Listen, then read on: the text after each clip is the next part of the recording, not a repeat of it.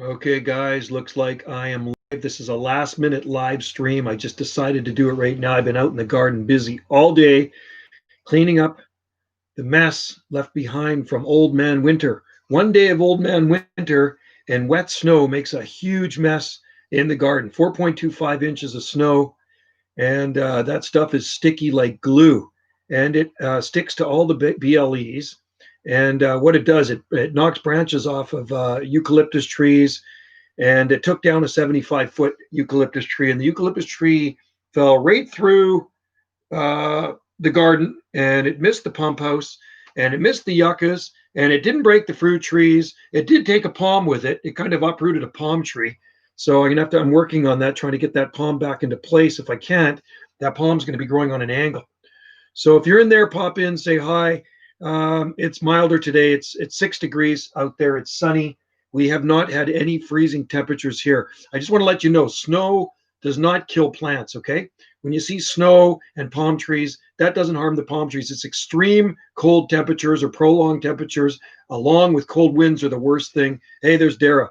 So those are things we don't get. We don't get extreme cold here. We don't get prolonged cold here, and we don't get cold with wind combination. So we can get snow. We are in Canada, and we did get some snow, and it was totally unexpected, that snow.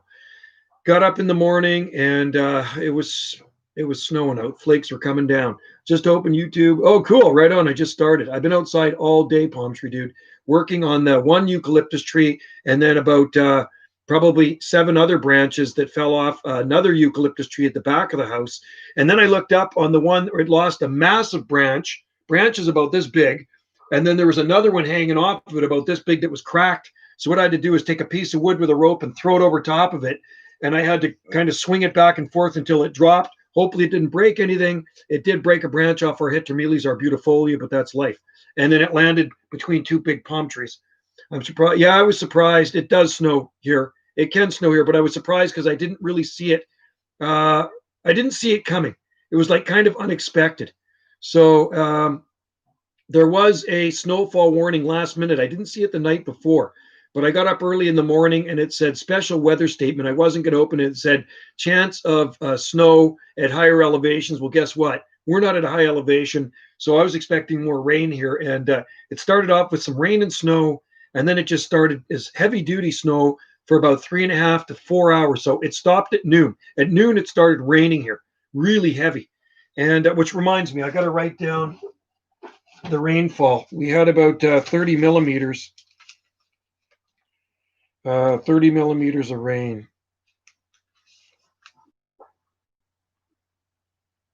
Got to write that down in my book. Anyway, folks, it's a big mess to clean up. I really don't like snow because it does damage a lot of plants, breaks branches and stuff.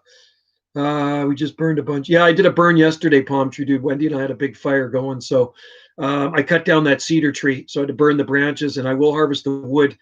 I'm going to go buy a new chainsaw tomorrow. I'm going to get a new Husky. My old one's kind of packing it in. So I need a new Husqvarna. And the one I cut the tree down with the other day was my carving saw for tikis, and it's not very good for cutting big trees. Raining heavy here at the moment. Well, you know what, Dara? Rain is good. I like it better than snow. I'll show you what it looks like here, okay? Let me just take the computer off the plug here. Camel. Coke Camel's in there. Did the snow melt already? No, it didn't because, well, some of it did, but it's sunny out today. So there's no rain to melt the snow. And it's not warm enough. It's only about 42 degrees, so there's still snow lying around, okay? So we're going to give you a little garden tour. That's what it looks like out there. You see that? You see the snow out there? That's what it's looking like. All right. So anyway, hopefully it'll be gone by Christmas because I particularly don't need a white Christmas. Not my thing, you know what I mean? If I had kids, it was okay to have a white Christmas, but my kids are all grown up now, so I really don't care if I have a white Christmas or not. I think my wife's bringing me in a rum and eggnog. That's awesome. Well, Wendy just got back from town. Town is a complete zoo. Okay, it is a zoo in town. Everybody's doing their last minute Christmas shopping. I went this morning to the coffee shop, went to the recycle depot, and early this morning I worked on the garden, cleaning up a mess. I have a mountain of eucalyptus branches. Florists would love it. mountain, truckloads of eucalyptus branches, full of seeds too. It's beautiful down here in Seattle. Yeah, I don't think you guys got the snow, Matt. It missed you guys, and it hit us in the Gulf Islands. Palm Tree, we got an inch of snow a few weeks ago at 8 a.m. It looked like winter wonder complete. Yeah, lucky you. Well, hopefully ours will be gone in another couple of days.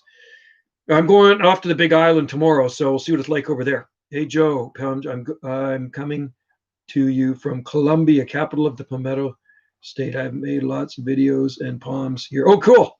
Okay, cool. I'm going to be off island tomorrow. Bummer. I got to go. Got to go off island to get some stuff. I'm really sorry. Yes, it's okay, Camel. You know what? I'll tell you what happened. I'll tell you the story behind that tree. On December, I think it was 20th, 2018, we had hurricane force winds come through here. It was very mild out, and that tree used to be straight up. And after that hurricane force wind, it was leaning. It was leaning like this. And Wendy and I were looking at each other. Said that, yeah, Delaware and Playa fell down. We have lots of them, Matt. So anyway, the snow took it down, and that's probably a good thing. Unfortunately, it did uproot a palm tree with it, so I've been undermining the palm to try to get it back into the hole. It's kind of right in front of one of our B&Bs, and the crater it left is massive. The crater it left is huge from the root ball. So I went in there with the root matting, chopped as many roots out as I could, and I've been working on it with the chainsaw. So when I get my new chainsaw tomorrow, I'm going to finish bucking it up, but it's going to be a tricky tree to cut, because right underneath it is a whole bunch of yuccas, and the rounds on that tree are going to be like this big, and they're super heavy. So the key is not to drop the rounds on the yuccas, right? I've only been there once. Did you see any Washingtonia? There are Washingtonia there for sure. I don't know about Columbia. Yeah, Matt, we've lost dollar and Playa before in snow. That's for sure. This isn't the first time. Just visited South Carolina State House. There's massive 45. Sweet. I love palmettos. They're awesome. Yeah, there's date palm. There's probably date palms there too, I bet. I wouldn't doubt it. There's Phoenix there. Phoenix sylvestris, maybe Phoenix canariensis. I wouldn't doubt it. It's a pretty mild climate down there. And they don't get this terrible snow like we do. And if they do get snow, it's extremely rare, right? And it's not rare here to get snow. I mean, we are in Canada, so we are subject to snow.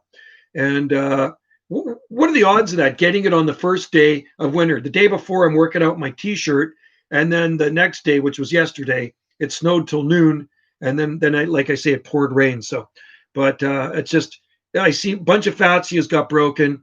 A couple of Nandina got broken. One of our Daphnes got broken, and some of the California holly tree got broken. Actually, when I swung the branch down off of the tree, it was about 30 feet up, and it broke some of the heteromelies. So, let's just see. Palm Tree Dude and Gadsden Street, Columbia. They're two massive Washingtonia robusta, and they look nice too. And they look nice. All 12 of my Phoenix seeds finally. Oh, sweet. Camel who likes Coke. Right on. I've sprouted a bunch. I got some sitting outside in pots right now. They were covered in snow yesterday. They're big. They're in 15-gallon pot Phoenix canariensis. And Dara's definitely got Washingtonia robusta. And Flifera. I think Dara's got Flifera too. So we have one Flifera or robusta in the ground. Not doing so good. And then the others are in the tiki hut, unheated tiki hut. So I'd love to visit South Carolina one day. I think it'd be a cool place to visit. North Carolina, South Carolina. I'd like to see Gary. I'd like to see my friend Gary in his nursery. Gary's nursery in New Bern, North Carolina. He grows lots of palms. Yeah, you have Flifera too. How's it doing? Is it doing pretty good, Dara? The Flifera? They don't like, I can tell you what Flifera don't like. They don't like cold, wet. Okay, so maybe cool wet is okay, but cold, wet. And I have seen them growing on the Oregon coast, and I'm going to say your climate is probably, hey, there's James. I'm thinking your climate is pretty similar to the Oregon coast down in Ireland, for sure. Oregon coast is pretty mild. And anyway, it's like I say, it's a beautiful day here today and a far cry from yesterday. Yesterday sucked. It was terrible. I had so much to do yesterday, and then, of course, now I have even more with the trees and branches coming down in that snow. It's probably better to visit around spring. Humidity here just makes, yeah, I don't like high humidity, so I wouldn't be good in that. The humidity I can handle is Maui. Maui does not bother me, but too high and heat, I don't like that too much. I don't like feeling tacky. I really don't, but I know some people like it. One of these days, but next year I'll be back on Maui. In less than a year, I should be back on Maui. Yeah, some people like it hot and steamy. I couldn't work in that weather. It's just, Yeah, and he likes high, and Dara likes the high humid weather too. That's why I like Hilton Head. It's super humid. Yeah. Yeah, I don't know. I tried that in Florida after the rain, and then it got sunny. It's like, oh my God, I was just melting in that heat. 5 and sunny here. Yeah, it's 6 right now, and Christmas is supposed to be 8. And yesterday we got up to 3.9. It was 3.9, and we had snow in the morning. It was awful. It was a terrible day yesterday, Christmas Day. I mean, not New Year, Christmas Day, Winter's Day, solstice. We had snow, 4.25 inches of snow. There's like no way to sweat in humidity. I know. That's what it's like in Toronto, I hear. It's 10 Celsius here. Yeah, you got 4 Celsius on us here. It's beautiful out there. We got clear blue sky and no wind. It's nice and calm here. And it was great for working outside there today. It was just perfect. I got a lot done, but I still got a lot more to do. I got a lot of cleanup to do. It's just like everywhere I looked. And then I went to the back of the house again, and there was more big branches from eucalyptus sitting on the garden. One eucalyptus landed right across the Trachycarpus manicure. I'm amazed it didn't break it. I'm so amazed. And a branch came down yesterday and just missed me. I was working out there cleaning up branches, sawing them up, and this huge branch about this big, hanging straight down about 20 foot long, and then it fell right beside me. It cracked off. So pretty scary. Give me palm doubters wrong. Yeah, and snow definitely does not hurt the palm trees. I went down to the ravine today, and there's a bunch of snow down there, but where the Swampsonii are underneath the forest canopy, there's not really any snow where those are, but it's really wet and muddy. So I shot a video down there. Hey, there's GD Gardens. Awesome. Good to see you in there. I don't know how long I'll stream for. I don't know how long the internet's going to be good for. I just uploaded a video. Check out Wendy's channel. She just uploaded earlier today of the destruction of the snow on Gulf Island Rock. You can see some of the destruction. I got a bunch of videos of that. James, we haven't had any snow in a long time. Good. Hopefully it'll stay mild till spring. It's been mild here. We haven't had any frost yet. I shot a video of the bananas. They're perfectly green, except the snow bent them down. So the leaves are broken but hanging beside them. But we haven't had any temperatures to freezing. So hopefully it'll stay like this for a while. Snow is probably better than frost. Oh, yeah. Oh, snow's not a problem on palm trees. Snow's a problem on some other BLEs, though. Southern magnolias hate it, and some eucalyptus absolutely hate it. How much snow did we get? 4.25 inches at this location. Some areas on Salt Spring got over a foot of snow. It just depends on elevation. I like her, but I think plenty of cold weather coming. Well, hopefully not. And I mean, it could come here too. I don't know. I don't know what Old Man Winter has in store for us. It's just a friendly reminder that we do live in the Great White North.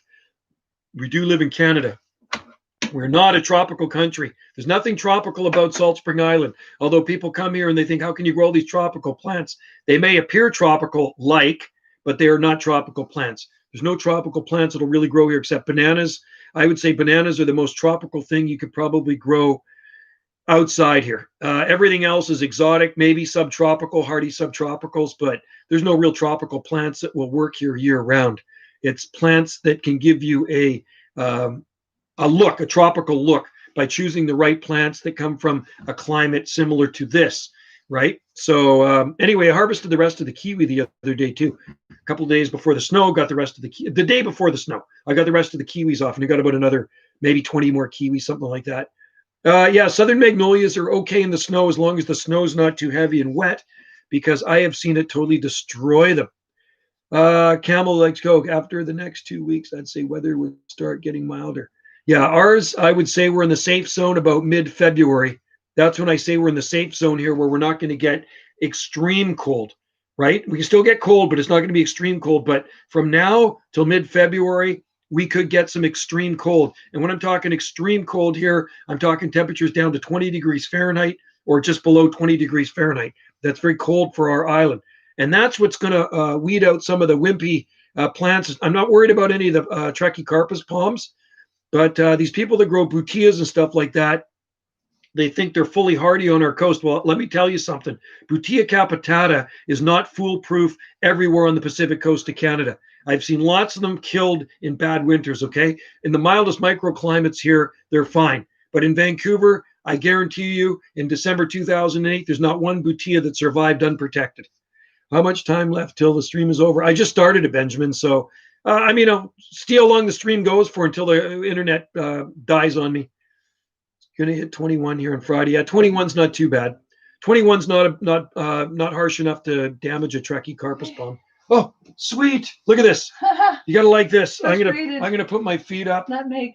Oh, look at this. Wendy just went to town. Bailey's. So it's got rum. Cheers. Cheers. Cheers. Bailey's. That's a cheers right there. Okay, what did you put in it? What did you put in it? She's gonna tell us. So you can taste it, right? Okay, what did you put in this? Rum, Bailey's, and eggnog, and fresh nutmeg. Fresh nutmeg, rum, Bailey's, and eggnog. Oh, Kraken rum. Kraken. Cheers. Cheers. Merry Christmas. Merry Christmas. December 2008 was really cold. That's the year Wendy lost her Washingtonia. Oh, Wendy had a big Washingtonia palm at her last place. How long did you have it for? How long did you have it for? A big Dracaena, like yeah. One. And how long did you have your Washingtonia for?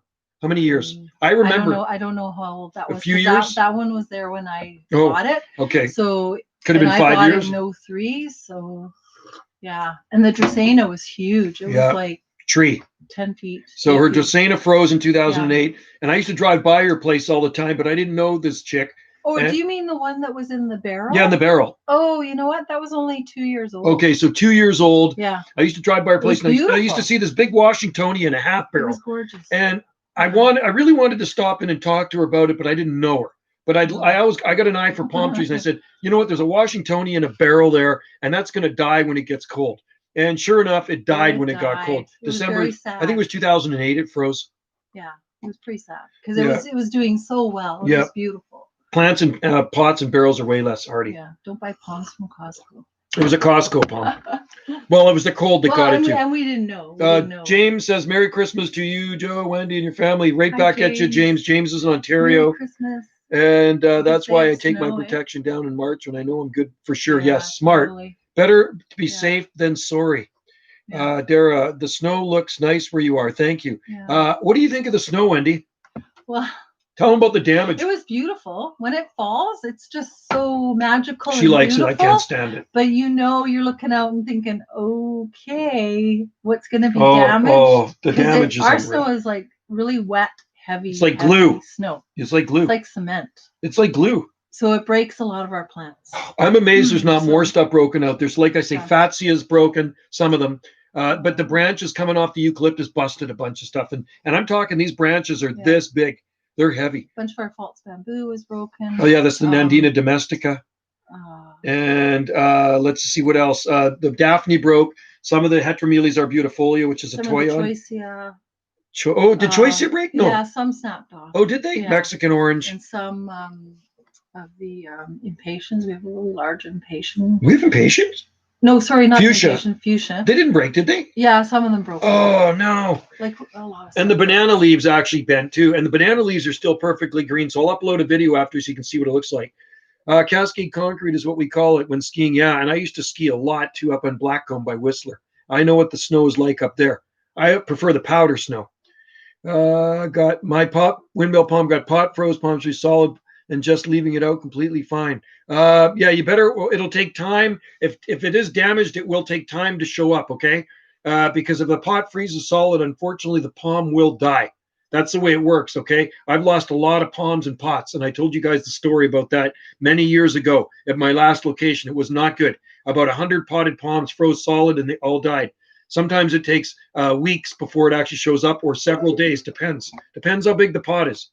If it's a bigger pot, it's going to take longer. If it's a smaller pot, it'll show up a lot quicker. Anyway, I hope it's okay. I hope your palm's okay. Yeah, Dara, the freeze here in December 2008 was a really nasty freeze. And it maybe wasn't so much the minimum temperature, but it was the length of the freeze. It lasted about the whole week. The freeze lasted a week. There was about 20 inches of snow, and the temperature was 18 degrees Fahrenheit. So it froze down our big cordyline. We had big cordyline that were flowering, and they froze those down.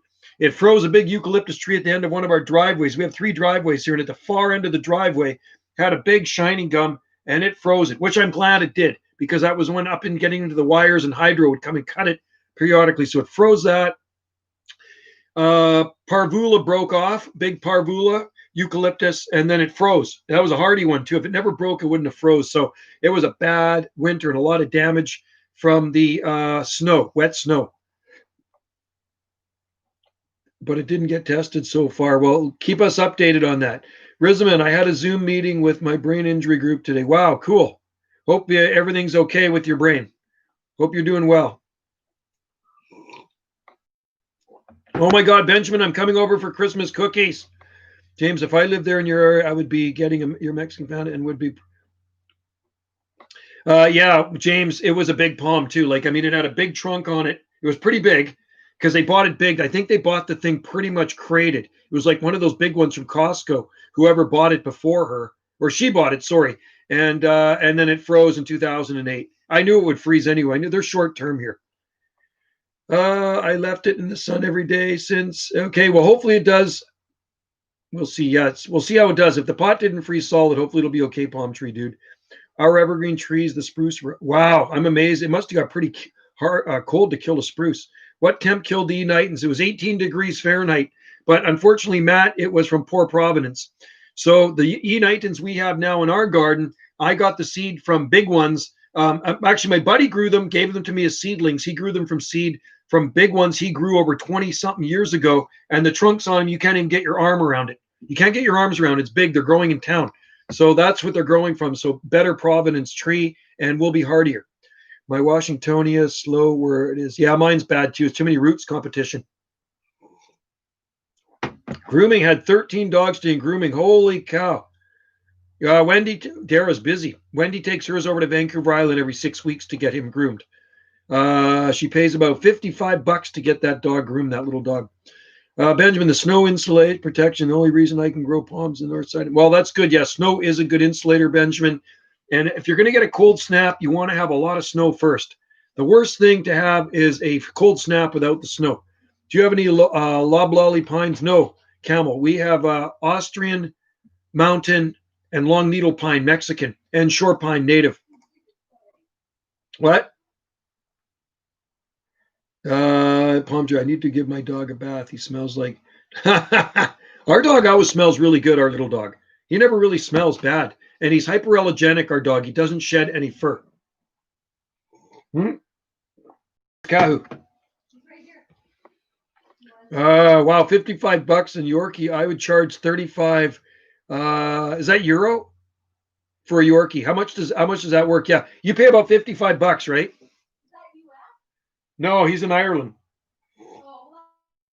You know Dara. That's what Dara's job is. He's a dog groomer. No way. Yeah, Dara in Ireland's a dog groomer. He did 13 dogs today. Oh my God. So Dara must.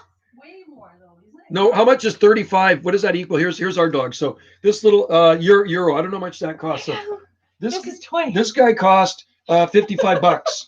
But lately, Wendy's been trading some of her Christmas. She has cards. She has greeting cards she makes. She's been trading greeting cards to the groomer. Yes. So anyway, what do you think, Derek? Could you groom this guy? Hey, I'll bring him over to Ireland for you. This little guy right here with the big bad ears. There he is. So he's hyperallergenic. He doesn't shed. Don't know his ears. Used to have a Maltese. Maltese are nice dogs. Nice. Euro, yeah. I don't know what Euro is. He has Maltese in him. Does he have Maltese? Yeah. Poodle, Pomeranian, Yorkie, Havanese, and this is a Maltese. Heinz. He's going to yawn. He's going to yawn. Are you going to yawn? He's a Heinz 57. Say hi to everybody, Kathy. Say hi. What's that? Say hi. What's that right there? What's that right there? He's got his own Facebook page called Cutest Puppy in the Universe. You can check it out. There's lots of pictures of other dogs on there too. But anyway, he's got massive ears, and he's going to be 8 on April 3rd. So, and Wendy used to have a Shih Tzu. I did. There's no Shih Tzu in him. He's a good boy. Yeah, he's a good boy. Say hi. I don't think Maltese shed, do they? I don't know. That's Wendy's pride and joy. She likes him more than she likes me. Here, take him. He's our baby. I've had lots of dogs over the years. This is Wendy's baby. My ex-wife had a Bichon. Bichon was a nice dog too. Check out his Facebook page, Cutest Puppy in the Universe, Kaho'olawe. And you can see, I always take pictures of other dogs on there too. Maltese don't shed, but mat. I don't think he mats. He's not matted, is he? He doesn't get matted. Wow. Which gives more time for my cold, tender plants. Cool. Benjamin, You know what? I've only seen a snowblower work once in my life, and that was on the mainland in 2008.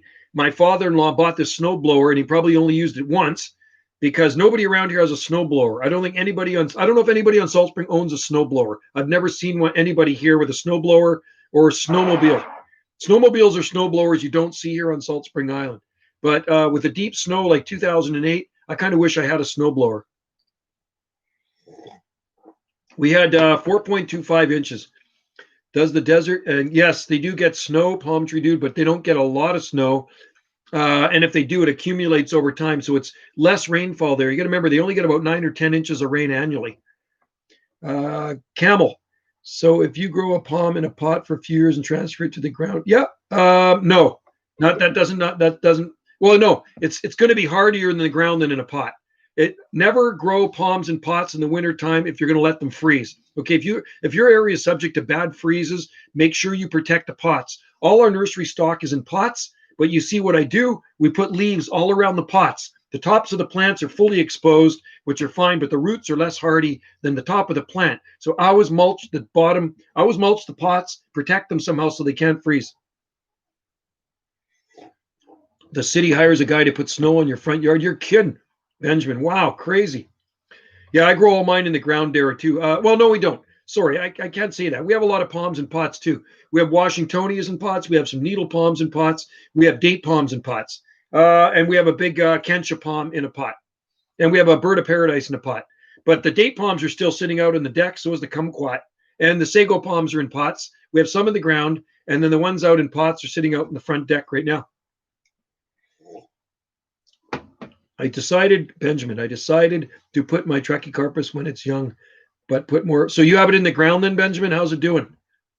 I hope you got it protected well. Benjamin, I'm wanting this snow to melt. I really am. I'm not too fond of snow. T. Johnson's in there. Hello, Tim. Is it Tim, right? T. Johnson. I think it's Tim. Am I correct? Aloha. Good to see you in there.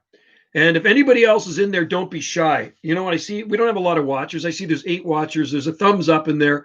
And feel free to hop in. It is the second day of winter, which means the days are going to get longer. And I think Christmas is on Friday, right?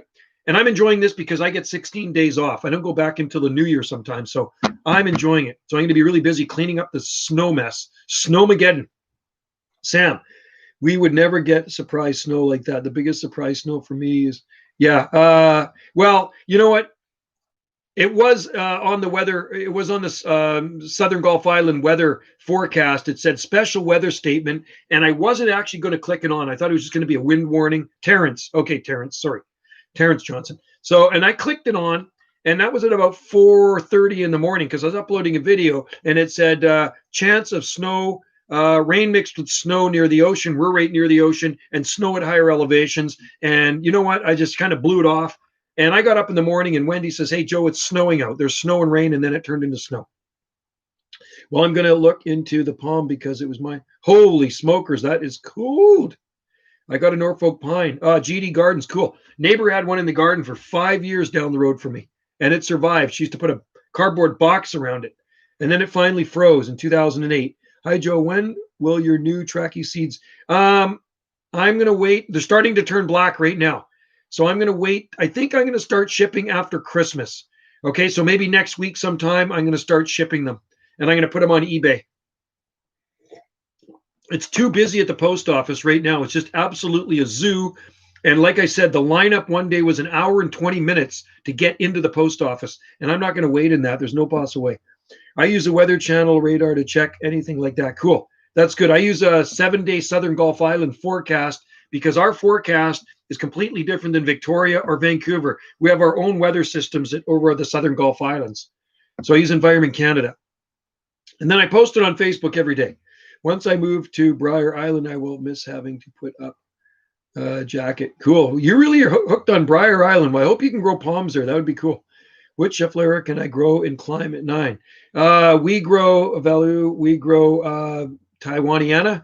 And we don't have Delavii, but Delavii is another hardy one. But we have Schefflera Taiwaniana. I will be on to you when you have them for sale. Okay. Yeah, I'll let you know. I do sell them on eBay too. Valou you must be near Normandy, in France, near the sea, Britain. You must be near Normandy, Valou game. Did you see the Christmas star that Jupiter? No, I didn't. I didn't see that, but on the news, I know they're supposed to be the closest they are in 800 years. It's still 730 million kilometers away from each other. But when you could see them, if you had a telescope or binoculars, it appears that they're close, but they're still just about 1 billion miles away. It's very mountainous over there. Yes, it is very mountainous here on Salt Spring Island. This chevalier can grow what high? Well, they're native to higher elevations of Taiwan, the Taiwaniana. Have one in our garden. Briar Island is in Nova Scotia. I don't know of any palm trees on Briar Island. I've seen videos of Briar Island. It looks like it could get pretty windy there. I'm just not the department near. I'm just the department near Finistry. Okay, I saw it last night in our walk. Cool, awesome. Zone 7A. Yeah, I didn't think it was 7A. I was thinking it was more like 6B, but if it's 7A, try it. You're going to have to protect them, though. Yeah, winter winds are brutal on windmill palms, I'll tell you. I'm going to tell you one thing that windmill palms absolutely hate is cold winter winds. It totally desiccates the leaves and freeze dries. And Briar Island, I'm going to tell you right now, is very cold and windy. So you're going to have to put them on the opposite side of your house out of the wind, especially if you're right by the ocean, which you probably will be on Briar Island. How much meters for this ocean does stop until North Carolina? Winter winds off the ocean don't really stop. Yeah, we don't get a lot of cold winds here at all. Well, actually, we don't get any cold winds here, but we can get some wind here. Once in a blue moon, we can get some good winds.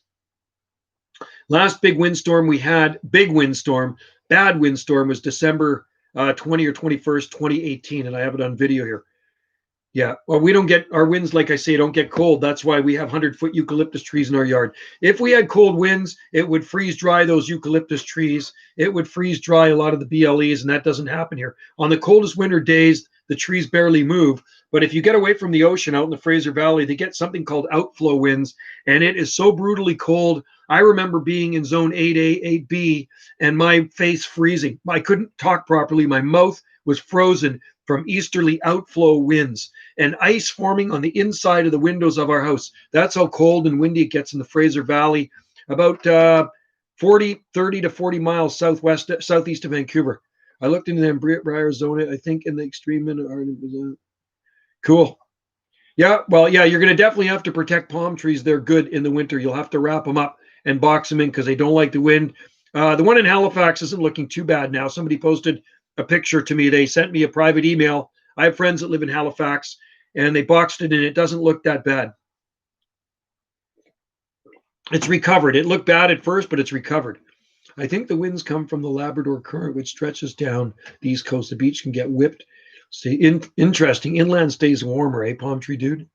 Our big storm was a Hurricane Ophelia. Wow, Dara. Ours was in 1962. We had Typhoon Frida here, so that was one of the worst. And it stops North Carolina, the Labrador Current, that is. We have the Japanese offshore current, and we have the North Pacific Current. Yeah, needle palm will be probably worked there, and sable minor, but they're going to like a lot of heat to actually put on growth, right? I know that for a fact because they like heat where we live at 48 degrees north latitude here. I don't know what the heat units are compared to Salt Spring Island. I can tell you one thing.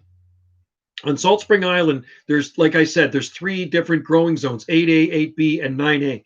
And in 8B inland, we have the olive farm, a commercial olive farm where it gets a lot of heat units, and it's on the slopes of the Burgoyne Valley. So the valley's down here, and you got all the olives up here, over 3,000 olive trees, and it heats up really well there. And that's in from the ocean. Palm Tree Dude, I find it funny how the Gulf Stream decides completely Yeah, isn't that interesting, eh, Palm Tree Dude? A lot of buildings were destroyed. Is that right, eh, Dara? There was a lot of trees down here in the typhoon we had, or hurricane force winds. There's no real hurricanes here because we're not in the tropics. I hear the eucalyptus are toxic for, no. I'm thinking that's false because we have a palm garden, we have a palm grove growing underneath 100-foot eucalyptus trees. It's been there for decades. Yeah, you want to get them from the northernmost limit of North Carolina. Benjamin, you also want to get them from McCurtain County, Oklahoma, and Warren City, Arkansas. Palms USA. I saw some massive camera ops humulus downtown Columbia today. Oh, I bet you they're awesome. I love camera ops. We got a lot of camera ops in our garden, and they do well here. Terrence Johnson, can Sable Ursinina grow in BC? I have some in the greenhouse, but I don't think I've ever tried them outside yet. I think they'll work here because we can grow a lot of different types of sables. There was 13 trees down. Oh, wow. Yeah, we had we had electrical poles broken everywhere. We shot a really good video of the hurricane force winds here, and then the news channel on television picked up on it. They messaged Wendy, and Global TV said, "Can we use your video for our newscast?" So they used her video, and then they interviewed us on a kind of like a Zoom, and they put that on the newscast. That was December, I think it was the 20th, 2018. It was nasty. Palm tree. I don't know if Sable Minor would even grow briar. None of the come. Yeah, I don't know if they would work there. Briar Island can get pretty cold, man. It's pretty cold. If you really want to grow palm trees without protection, you need to move to the Pacific Coast. That's the way it is. Do you think Sable Urus Highland's harder than Sable Palmetto, Bald Head Island? I don't know. I'm not too sure if it is. Ask somebody in there. How about you palmetto experts? Washingtonia palms, Flipfera love to have their roots where they can tap into some moisture, just like where they grow native in Palm Springs and Palm Desert.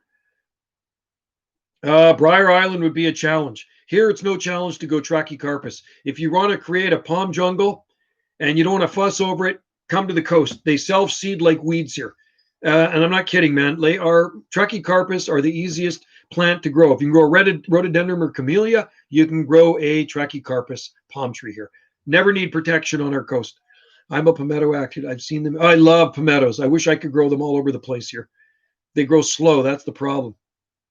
Yes, robust to do. I'm a TJ Benjamin Greg. I feel like they would both be similar. Yeah. Thanks, Terrence. So it looks like the live stream's going okay. Hope you guys are ready for Christmas. Wendy and I really aren't doing too much for each other. We're just usually like I say, we're in Maui till mid-December, and then we come back and we're just kind of like really mellow about Christmas. I used to be really big into it when my kids were smaller and at home, but Wendy's kids are grown up, my kids are grown up, so I send them all gift certificates. Hey, Wendy.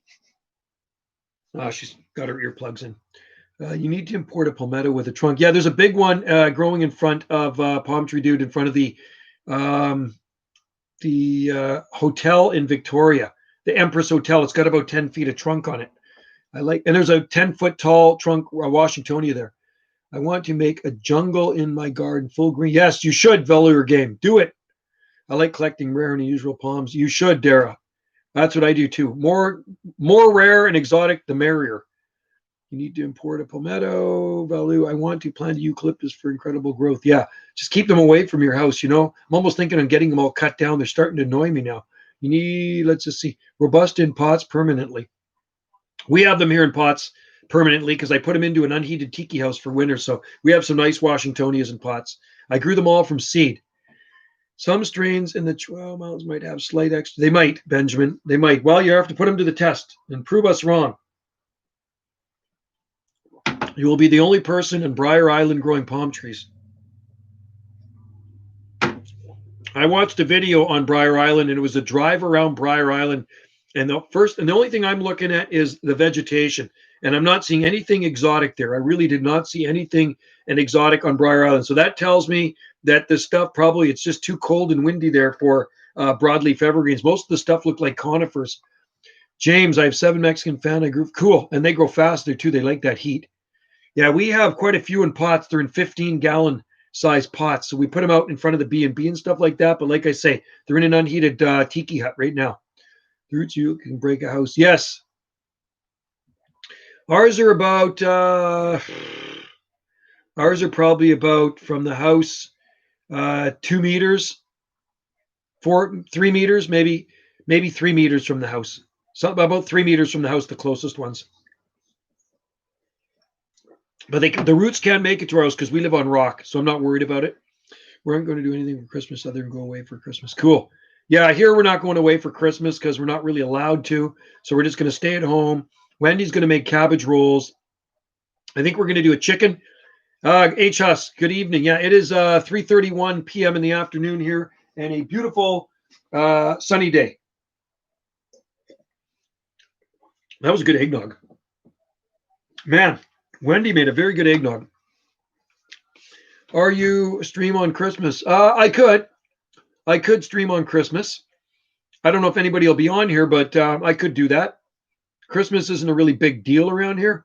So when I had kids, like I say, that's when Christmas is a big deal. Man, I used to go as far as dressing up as Santa when my kids were small. And then I'd be Santa. When my kids went to the daycare, I would be Santa. They'd ask me to be Santa. And then, of course, at my ex's all-girl parties, I would be Santa. That was even better. That was the best time to be Santa, at the all-girl parties.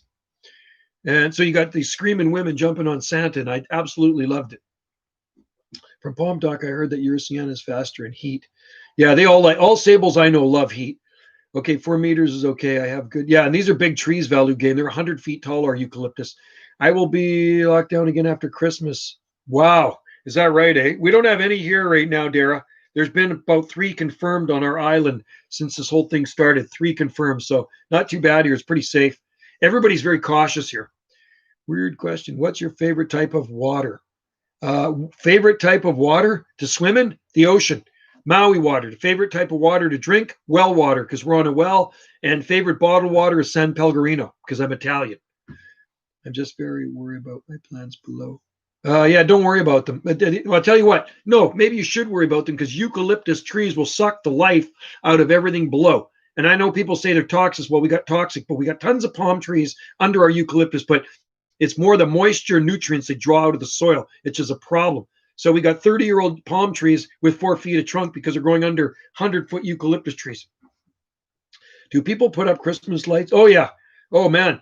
H. Huss, have you seen my videos on the park? We put up thousands and thousands of Christmas lights in Centennial Park every year. I work for the Parks Department, and then somebody donated another $2,500 worth of lights. So we put LED lights all over the park every year. And then we have a light up. We actually have a light up and usually a chili cook-off, but this year no chili cook-off in the park. Dara, it will affect me a lot as we are classed. Oh, no.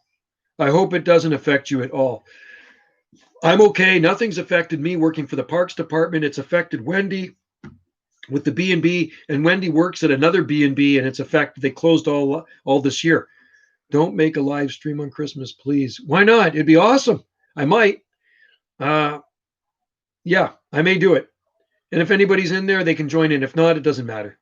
I'll just do a short one. Have you seen forests in South Florida and Keys? Why do they look so dry and shrubby? Expect a rainforest. Yeah, I don't know. I've never been down there. I've only been to Miami. As far south as I've been in state is Miami. It was okay. I like Hawaii way better. My preference is Hawaii. I like islands. I'm an island guy. Florida's too flat for me, but I like the vegetation. Don't get me wrong. I like the vegetation. I think the climate in Maui is way better. There's no bugs to bother you. It's safer, and you can drink the water out of the tap. I think you can drink the water out of the tap in Hawaii, in Florida too. But I like mountains. I'm not too much into flat. I like topography like this. It makes it more interesting to me. Even our yard is like this. Goes up and down and all around. I don't like flat. If it was a flat piece of property, I probably wouldn't buy it. You should make a live stream on Chris. I will. I probably will.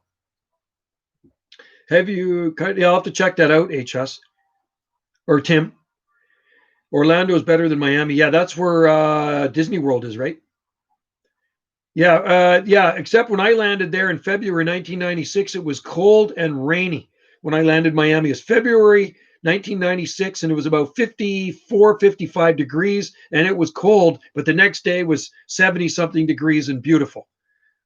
Florida is low and mostly wetland, and if the oceans ever rise, kiss Florida goodbye. I think the rainforest part of Florida, yeah, southern Florida. I'd like to go to the Keys. That would interest me. Notice about 50 tracking Winston. Sure, cool. I got a lot in the greenhouse. I got about I guess about a flat and a half of Trachycarpus Winston. I had the seed sent to me, so I grow a lot of Winston from seed, and then we have a big one in the garden. I think value a seller of plants tell me put some peat turf in the Dixonia crown. No, I don't do that with mine. With my truck, with my Dixoni Antarctica, I put burlap, and then I put bubble wrap on top of it, and I just sit a rock on top of that. That's it. That's the protection that gets. I don't put peat. Some people probably put peat in there, but I don't bother doing that. You probably could to protect it. It snowed in Miami in the 80s. Yeah, it also snowed in 1899. The bad freeze of February 1899, it snowed in Miami. It's never snowed in Kihei, Maui, I can tell you that. Great, Dara, license, see it's 11. Okay, Dara, if you're going to head out, yeah, we'll see you, man. And thanks for joining in. It's 3:36 p.m. here. Camel who likes Coke. Most of like the tropical rain have huge hills and definite source. Costa Rica, Wendy loves. And I like Hawaii. Hawaii is my thing. And I'll tell you why I like Hawaii so much. It's not just the climate, it's the remoteness of the islands. It is the remoteness, the most remote islands on the face of the earth, farthest from any chunk of land are the Hawaiian Islands in the Central Pacific. Did you know that? And I love the culture because I really like Hawaiian people. I love the Hawaiian people. So they're really, really nice. And I do respect their culture. It's going to be the end of the world when it snows in and it has snowed in California. Snowflakes have even fallen in Los Angeles. Keys look even shrubbier. Yeah, I don't know. I've never been to the Keys before. I mean, I'd like to check it out maybe one day, but I probably will never go there because Hawaii is close for us. It's 5.5 hours and we're there. And I like the time zone in Hawaii too. 2 hours behind us now, and in the spring it's 3 hours behind us. Bigfoot squad's in there. Hey. Value game, but I just put a little handle of hay insects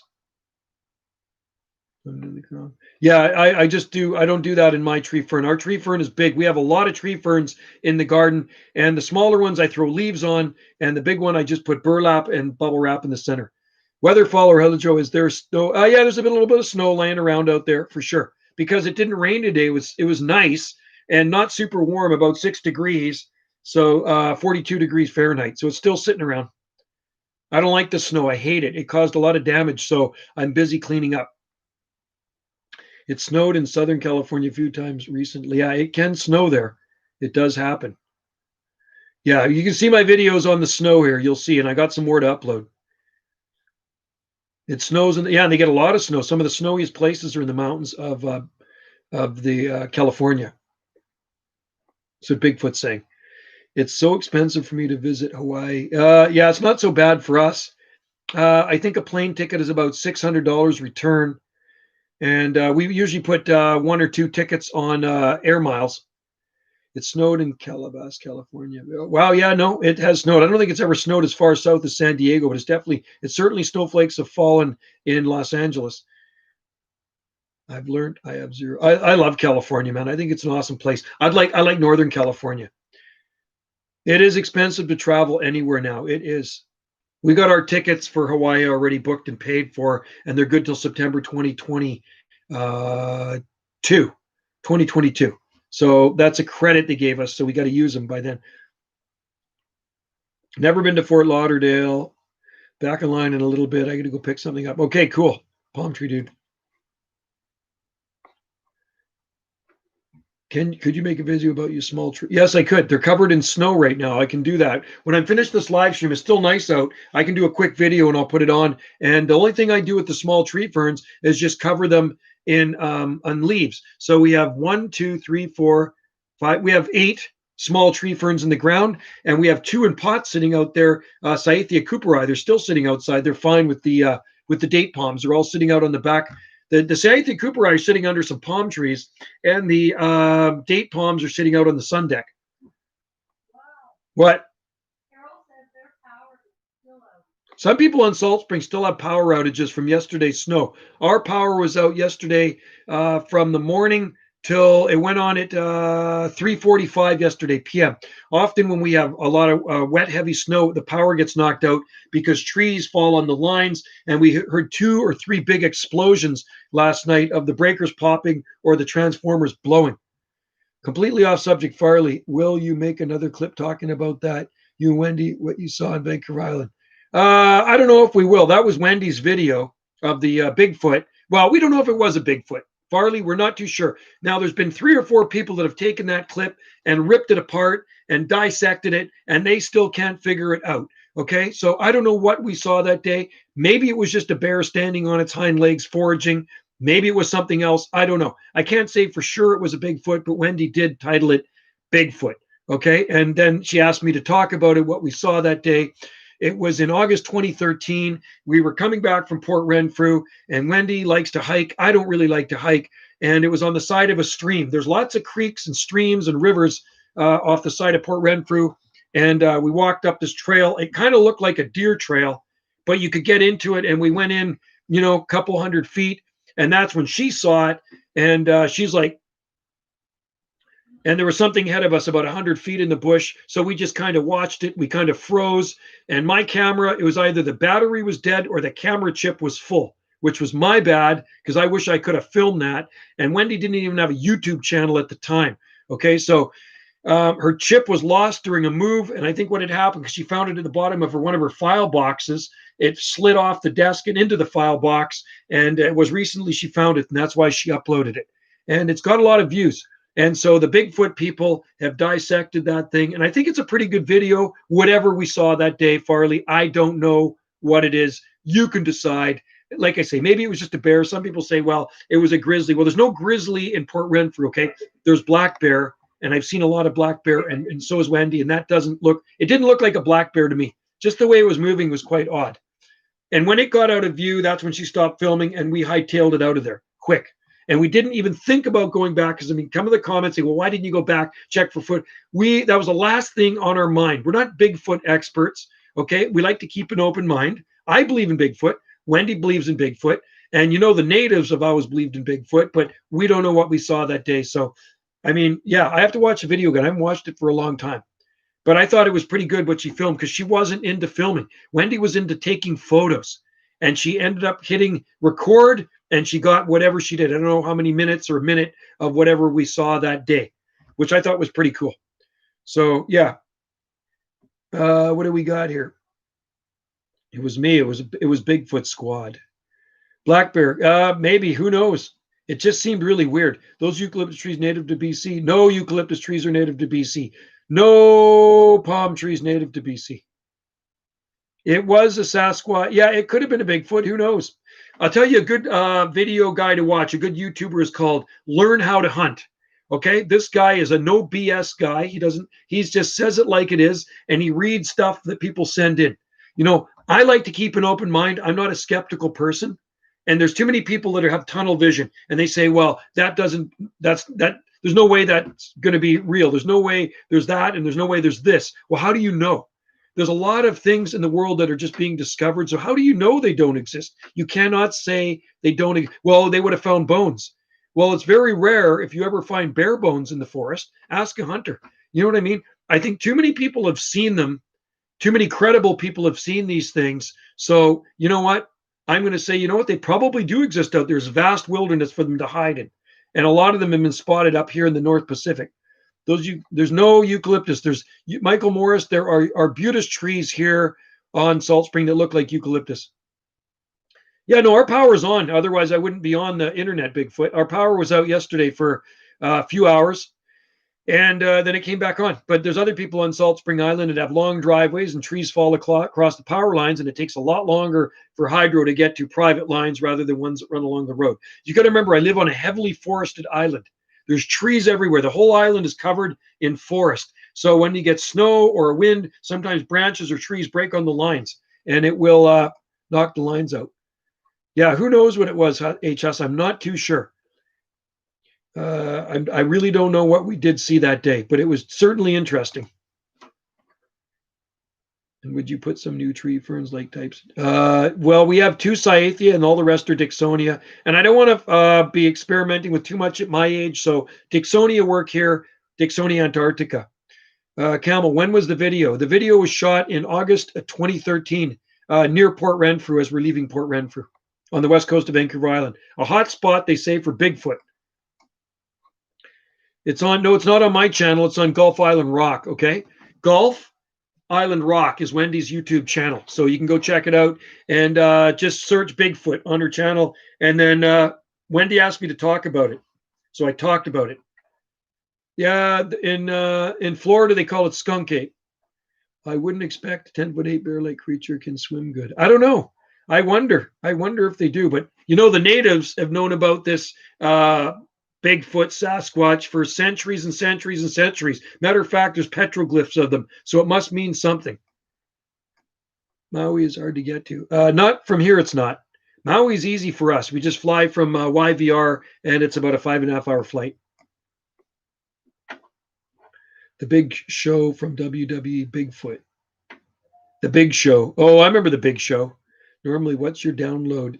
Slow. Downloads are so slow here. The last video I put on is a short video. I think it's only a few minutes long, and it took an hour and a half to upload. It's a pain in the butt. Bigfoot. Bigfoot is real. He sees, he dislikes. Well, I think Bigfoot is an elusive creature, a cryptozoology, and it's some sort of primate, I think, if they exist out there. Do you grow cactus? Yes, we have tons of cactus here. We have a huge cactus patch. So Scythia planted in direct soil. No, they're in pots, Belu Game. I have 2 of them in pots. And I'll make sure I do a video when this thing ends. Before it gets dark, I'm going to go out there and I'll shoot a quick video of our smaller Dicksonia in the garden. They're in the garden. They're all growing in the ground. All of our Dicksonia are in the ground.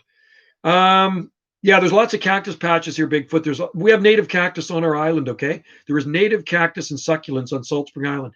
We have Opuntia fragilis, we have prickly pear, and we have Sedum spathifolium, which is succulent. And then there's another sedum, and I'm not sure the name of it. It grows all over the place.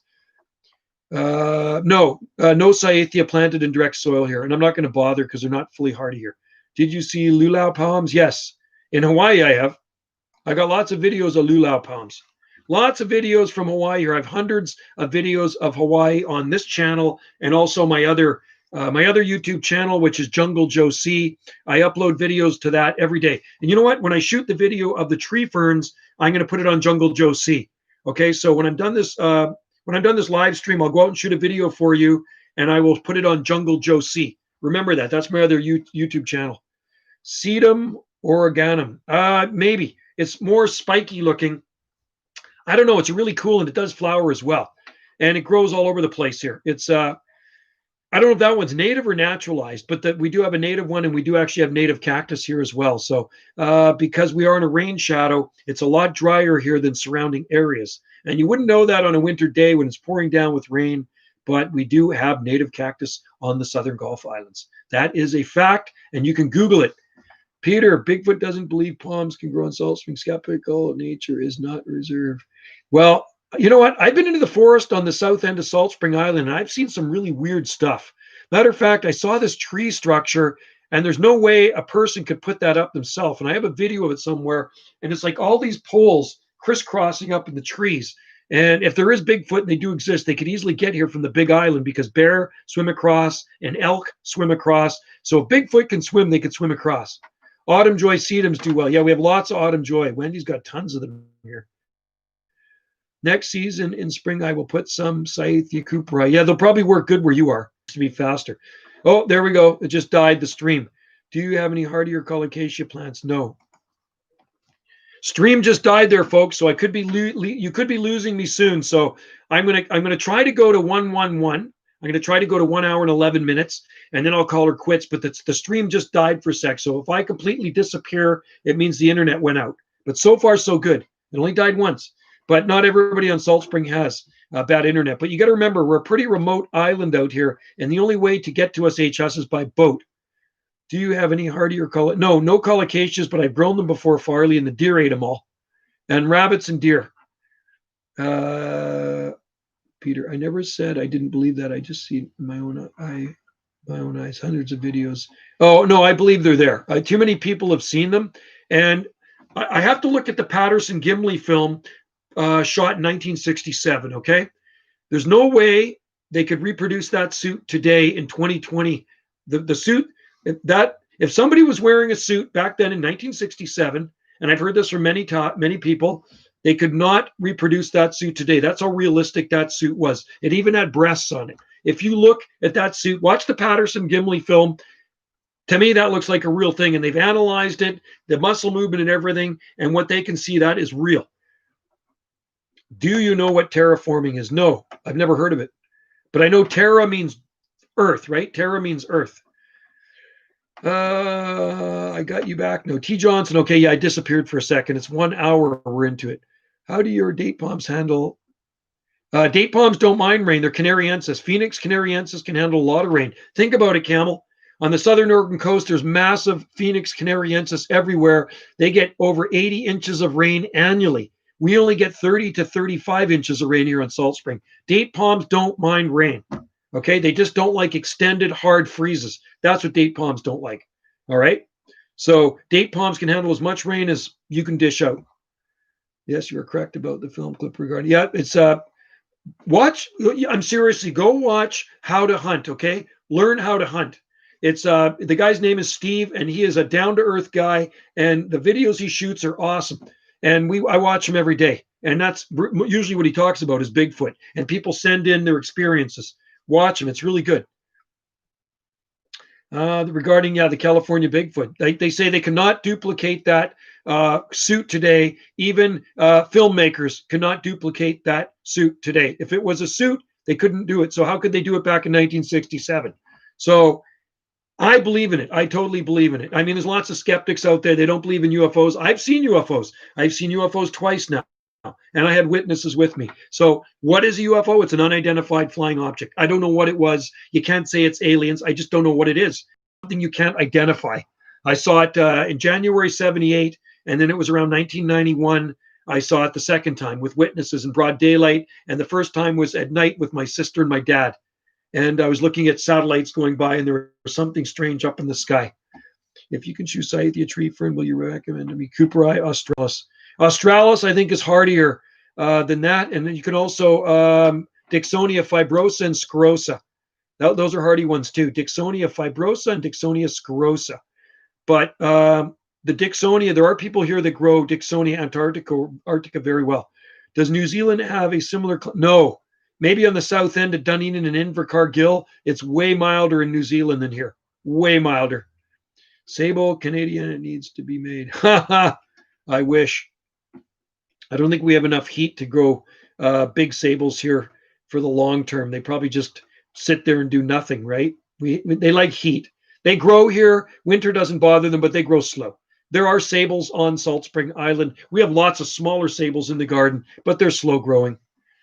They have beautiful Nike palms. Yeah, Rapilostylus sapida or shaving brush palms, Nike palms, native to the North Island of New Zealand and maybe to the north end of the South Island.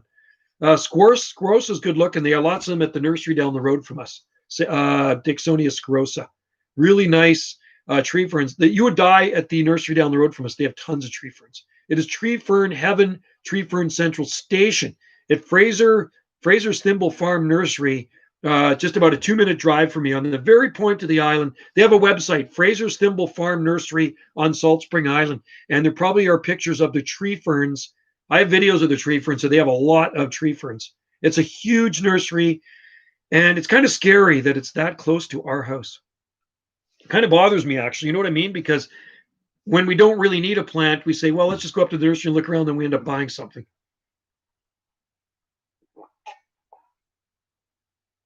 Anyway, I'm not going to be on here tomorrow because I think I'm possibly heading over to the Big Island. I'm going to go look at some chainsaws. If I don't get a chainsaw there, I'll get one here. What is your favorite plant? Personally, tree ferns. I like palm trees. Value Games, I like palm trees. That's my favorite thing. What's my favorite palm tree? I really like needle palms and sable minor palms. I like the shrub-ear palms. Terrence, have you seen native palms here in Georgia? Only in pictures. I've never been there. My youngest son goes to Georgia because his best friend lives in Georgia. His best friend lived on Salt Spring for a few years. And then last year he moved back to Georgia. So my son went down there to visit him in Georgia. And then he visited him a couple of years ago. He's south of Atlanta. And there's lots of palm trees there. And there would be native palms in the forest too.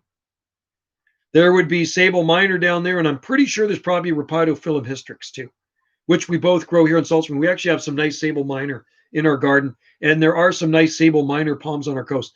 I want to put Cygris romans. Yeah, they won't work here. Queen palms do not work on Salt Spring Island unless they are a mule palm with a Butiagris, which is a cross. Serrano repens, right? Saw palmetto. Those are a nice one too. And I must try one again. I tried one many years ago and it died, Terrence. Cabbage palms in the coast, probably. Yeah, if you go to Savannah, there's probably cabbage palms, I'm sure. Excuse me, I'm having my H2O. I find that eggnog makes me thirsty, really thirsty. It was weird. I opened up the garage to my Harley yesterday because I started up, and you know what was in there? Or 2 days ago, there was a bat. I looked on the wall when I opened up the door, and there was a bat. I thought it was a rat. It was an upside-down bat on the wall. So anyway, I came back. I got my camera. Of course, when I came back, it was gone. I was going to shoot a video of it, but I do have videos of bats here. I grabbed one with a welding glove one time. It was hissing and trying to bite me. With the warming climate, we could put Sagres north of France. I wonder, value game. I mean, they definitely grow in the Riviera.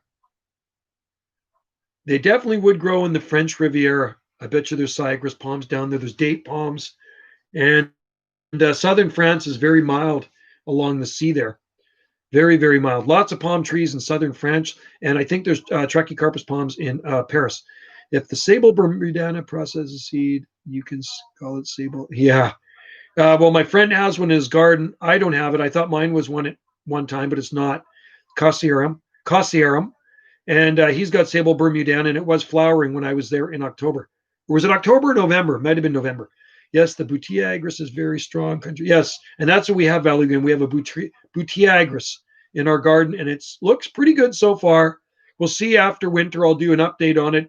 Maybe we'll get a cold snap and it'll kill it. Last year it survived minus 5 degrees Celsius with no problem. So not too shabby. Got about 5 minutes left on this live stream, and then I'm going to head out into the garden and shoot a video of some tree ferns. I'll show you what they look like. Camel Coke. I watched that Bigfoot video. It almost looks like a black bear, but isn't it? And bears are usually pretty territorial, are able to. Yeah, exactly. And you know what? We smelled something very musty. It was kind of a musty smell when we were in there. So I don't know if wet bears smell like that. Maybe it was wet and it just didn't smell right. I didn't read your comment. If sable bermudiana produces seed, I can sable canadiana. Sell them to the U.S. There we go. Hardy sables from Canada, Benjamin.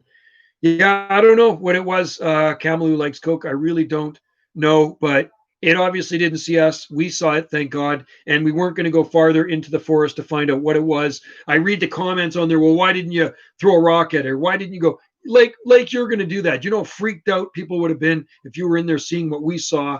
We got a video of it, and that's good enough. You can remove snow with warm water. Yes, you can remove snow with warm water. Ours is melting, though. Sherry Klein, greetings from Washington, watching crude oil smoke go by. Oh, no. Where's that coming from? Crude oil smoke, that is no good. Is something on fire, like a barge or something, or a freighter? I mean, that's what freighters usually carry is crude oil. That is not good. Fidalgo Island. How far is that from Salt Spring? Custer. I know where Custer is. Custer is south of Bellingham, right? Am I correct? Or is it just before Bellingham? There's still a bit of time in the live stream here. Train wreck. Oh, that's not good. Not good. Do not breathe that stuff in. Near my cities, I see a lot of Cordyline australis dead because of mysterious. Oh, really? Yeah, all the Alvalu games, all of them are doing well here, the Cordylines. Only thing that kills them here is a bad winter. Stay safe, Sherry. Do not breathe in that smoke. That is nasty. There's no trains on our island here. Our island is way too small for trains. Glad there's still time of the live stream after I walk. Oh, cool. You walked your Shih Tzu. Nice. Yeah, Wendy used to have a Shih Tzu. Yes, let's definitely throw a rock at a great. Yeah, you know, that's what people say. Read the comments on there. They're absolutely hilarious. Somebody said it looked like somebody wearing a rug. Well, that would actually freak me out more if somebody was out there in the forest wearing a rug or a sheepskin. Do no sable. Yes. They're a nice palm. I don't know how hardy they are, though. They're only 5 inches tall. Their smell associated. It's very, very common to smell. Yeah, I don't know. It was musty. It was a musty smell that we smelled there. So I don't recall ever smelling that with black bear. I've seen black bears several times. There's disrespectful comments. There's always going to be disrespectful. There's disrespectful comments on my palm videos sometimes. People think, I'm full of it because palm trees grow in Canada. Well, these are the people that haven't done their homework, right? So, yeah, I'm going to make 14,000 BS videos. You know what I mean? So, yes, palm trees grow in certain parts of Canada. We're not in the tropics. It can snow on the palm trees. And what you see here is what you get. None of my stuff is edited. It's raw and unedited, my videos. Train derailed near the border. Oh, that's not good.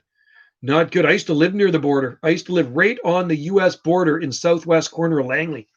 I was near Zero Avenue. I was not too far from Zero Avenue, about just under 2 miles from Zero Avenue. Yeah. So scary, very scary. Do not be breathing in that toxic smoke. It's actually worse when it's in the ocean or if it's near a river. Value, I think it comes from cold freeze because I have some. Yeah, cordy lines will freeze at around 18 degrees Fahrenheit, sometimes a little bit less, but usually around 18. They're an indicator plant of a mild climate. If you can go cordy line to maturity, you're definitely in zone 9A long term, for sure. They're a zone 9A long term plant.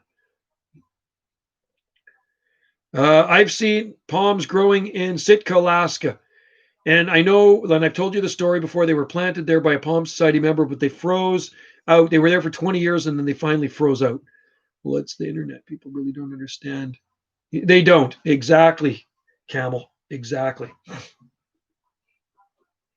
Could be a freeze. Could be a freeze value games.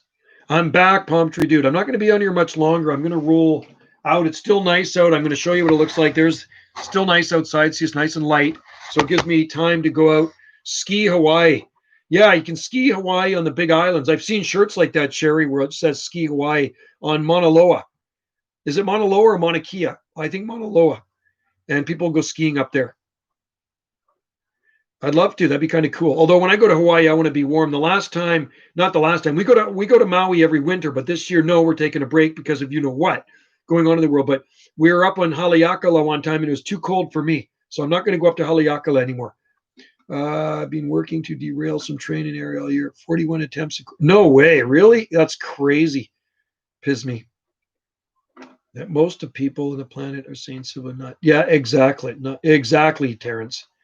The snow insulation in my front yard is amazing because the people will see my more cool tender palms will be super impressed. That's cool. Well, you're going to have to do an update on them. Shoot a video of them. Put them on your YouTube channel. You got to do updates. I like to do updates on stuff, but right now we haven't had any cold weather to do any updates. And you know what? After you get a cold snap, a bad cold snap, don't do an update a day later or during the cold snap. Sometimes it takes weeks for damage to show up on your tender plants. So if you have a really, really wicked freeze, about a month later, do a update, or a month and a half later, do an update on it, or wait till spring. And then you can get a real idea of how the damage is on the plant. You will plant them next spring. Ski Maui every 8 years. Yeah, it snowed there last February of last year on Haleakala. Is it better to incorporate much soil above? Camel, is it better to incorporate mulch into this? Yes, we do. We put lots of mulch in our gardens. Is your little Washingtonian in the ground still alive? Little Washingtonia finally died. Done. We have one in the ground right now, but it's a little bit bigger one. Doesn't look that good though. Stressed out, growing under big trees. Benjamin, which Canada state you in? It's not called states, Terrence. They're provinces. So he's in Quebec. So he's about a 6-hour flight east of me. Merry Christmas, Sherry. Good to see you in there and join in any time. And I hope you're staying safe from that toxic smoke. Nobody wants to breathe in crude oil. That's gross. So, yeah, Terrence, he's near Montreal.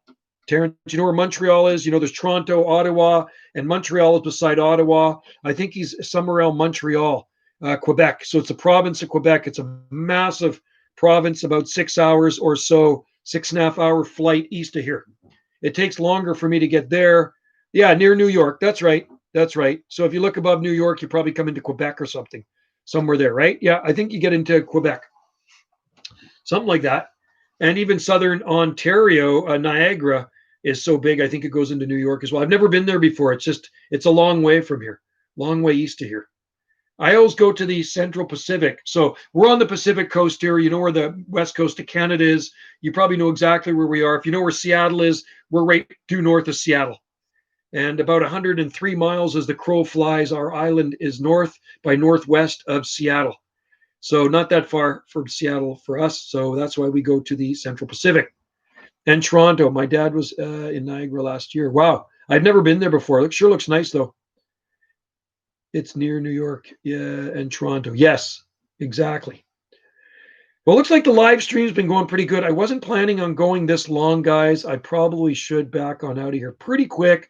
And in Quebec, it's frigid, but Mike in Montreal, Green Dragon, Alex Lawrence, yeah, they've been growing palms for a while, and they do box them in. So anywhere else in Canada, either here if you're not here on the Pacific Coast, you are going to have to give your palm trees heavy-duty winter protection with heat, and you're going to have to build structures around them, okay? But people there are, dedicated palm nuts, and they like doing that. It's when I get too old, I'm too old for stuff like that, so I couldn't do that. When you're young like Benjamin, do it.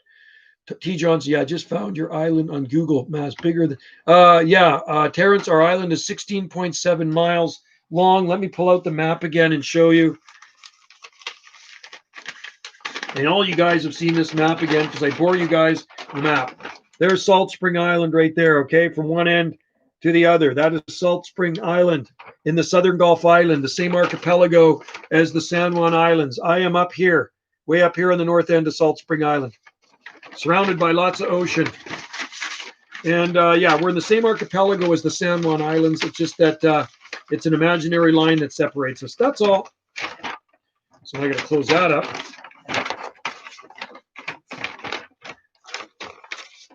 Yeah, palms are pretty hardy. Okay, Terrence, we will see you next time.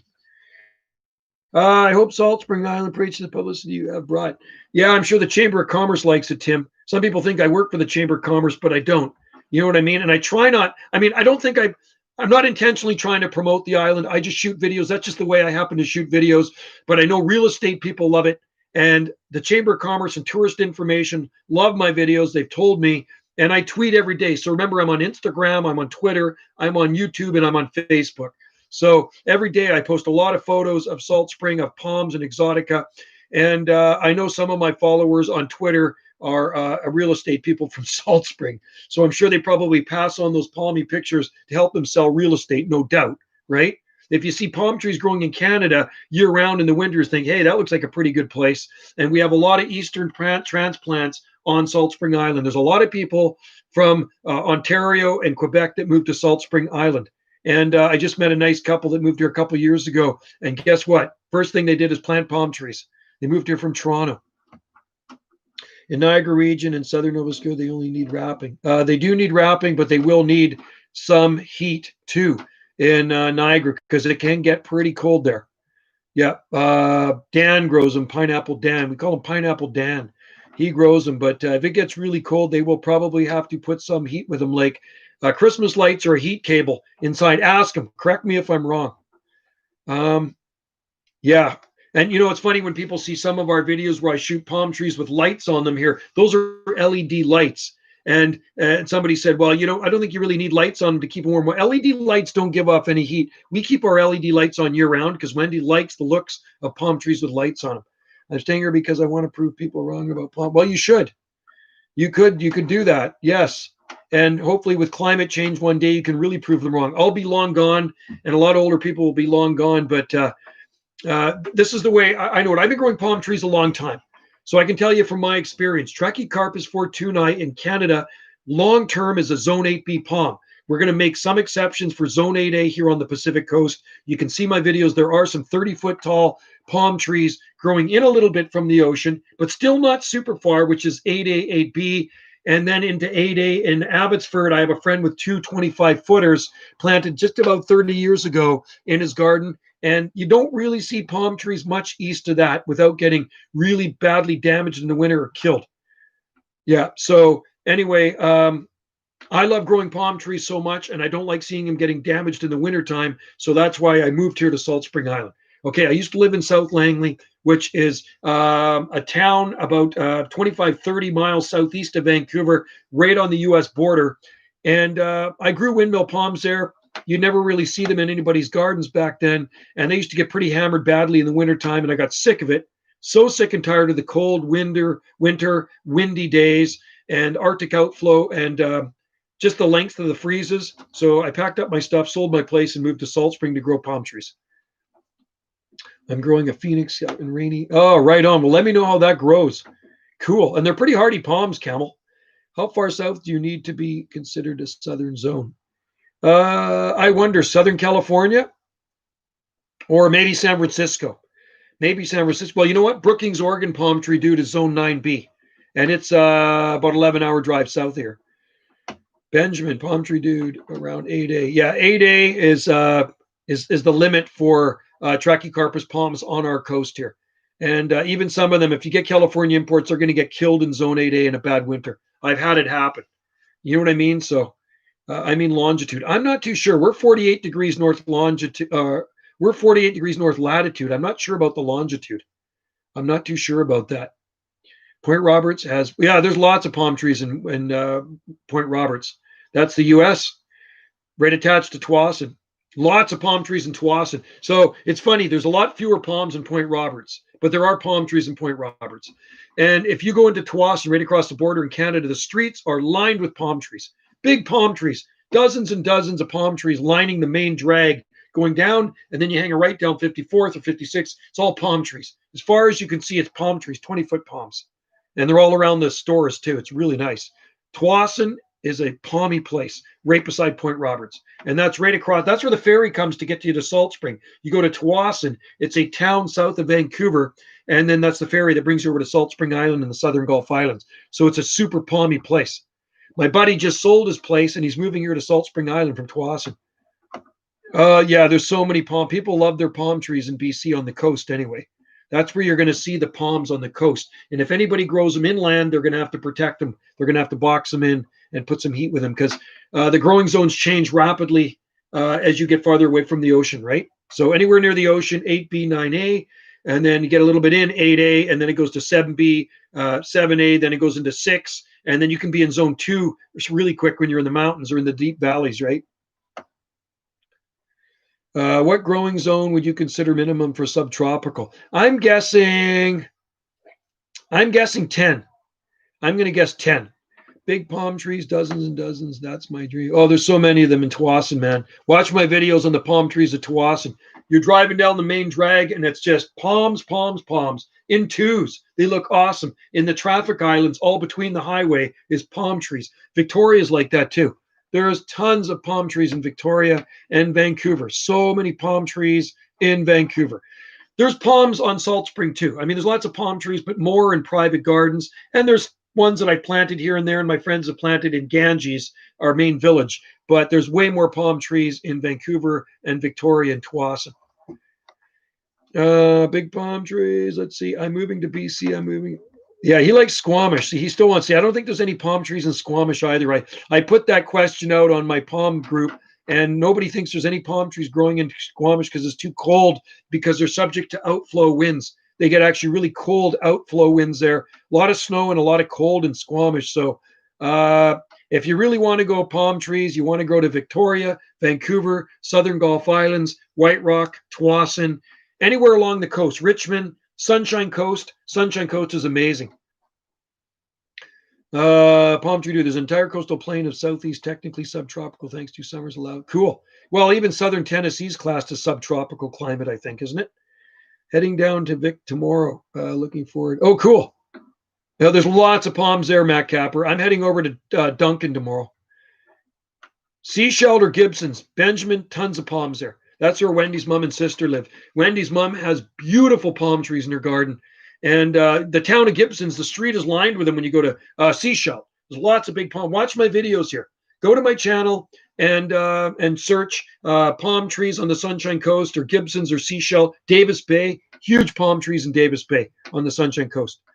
Western Tennessee is definitely considered so. It is. Yes, it is. Exactly. But it can get very cold there at times. Do you think you could? No, I don't think palm trees would grow in Penticton. That's my honest opinion. I think if you're going to grow a palm there, it gets too cold in the winter. The growing zone's different. I would try sable minor and needle palm. And if you didn't want to protect them, put them up close to a building. So sable minor, dwarf palmetto, or needle palm, Rapatophyllum hystrix are the two hardiest palm trees. Those are what I would try in Penticton. Hot, humid summer with more mild. Yes, they have mild winters, and it can get cold at times. They've already had several frosts down there. Believe it or not, we haven't had any at this end. Palms are in Long Island, New York. Yes, there are palms in Long Island, New York. No 9Bs in Canada. I know my friend Fritz. I think his name's Fritz.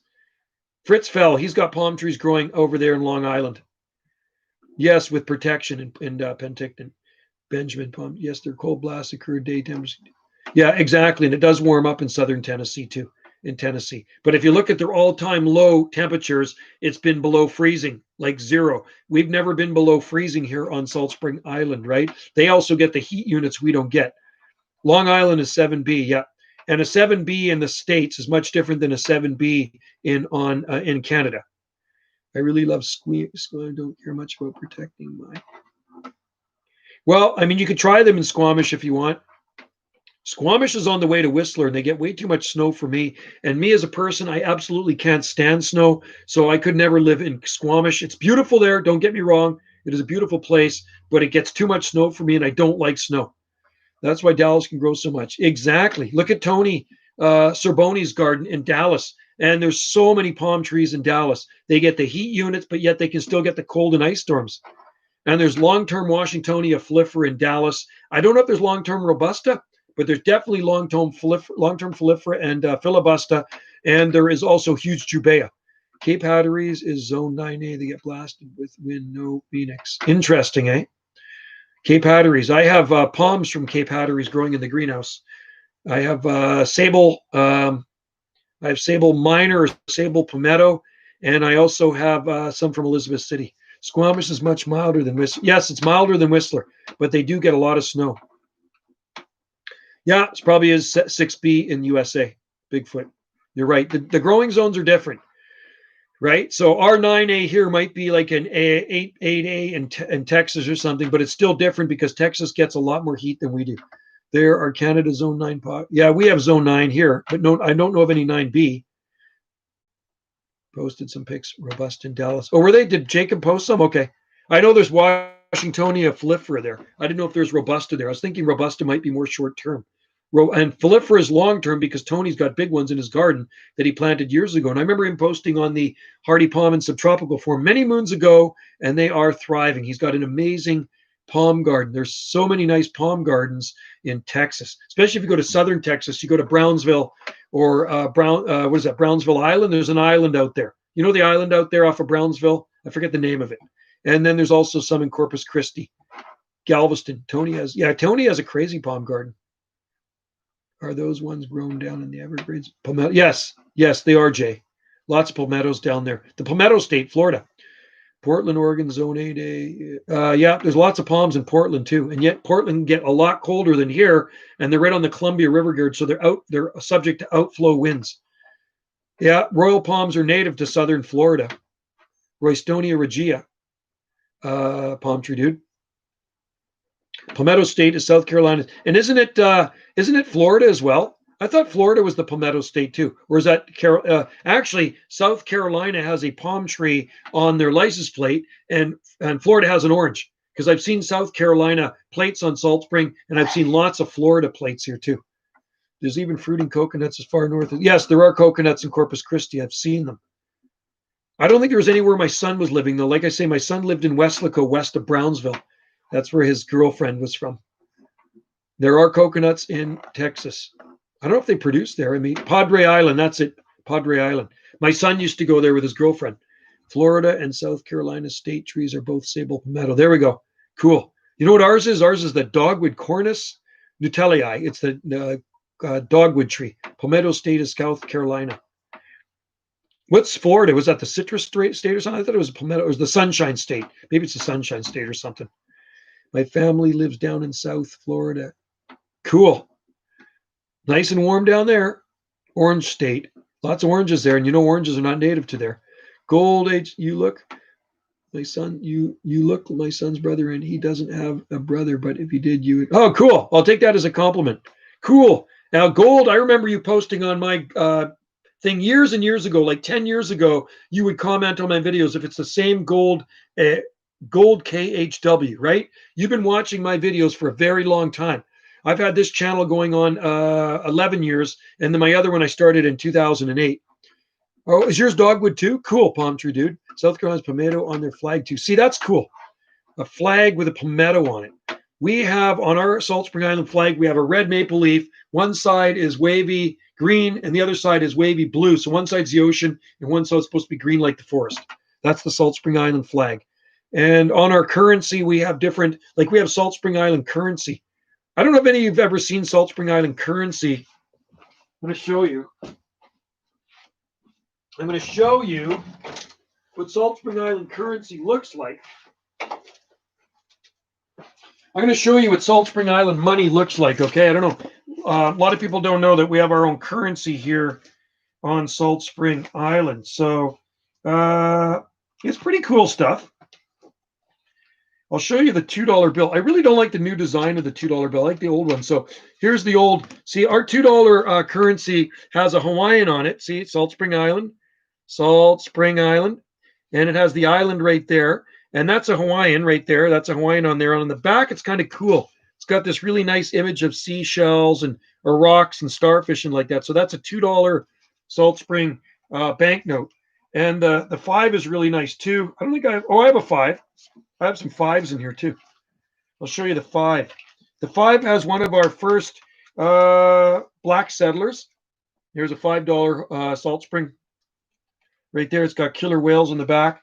And then the 1 has got Harry Bullock on it. And he was the first guy in Salt Spring to get an automobile back in the early 1900s. Right there. And that's his farm, Bullock Farm. Right there. And it goes, there's 10s, 20s, 50s, and 100s as well. But I don't have any of those. Yes, you've been watching me for years. That's right.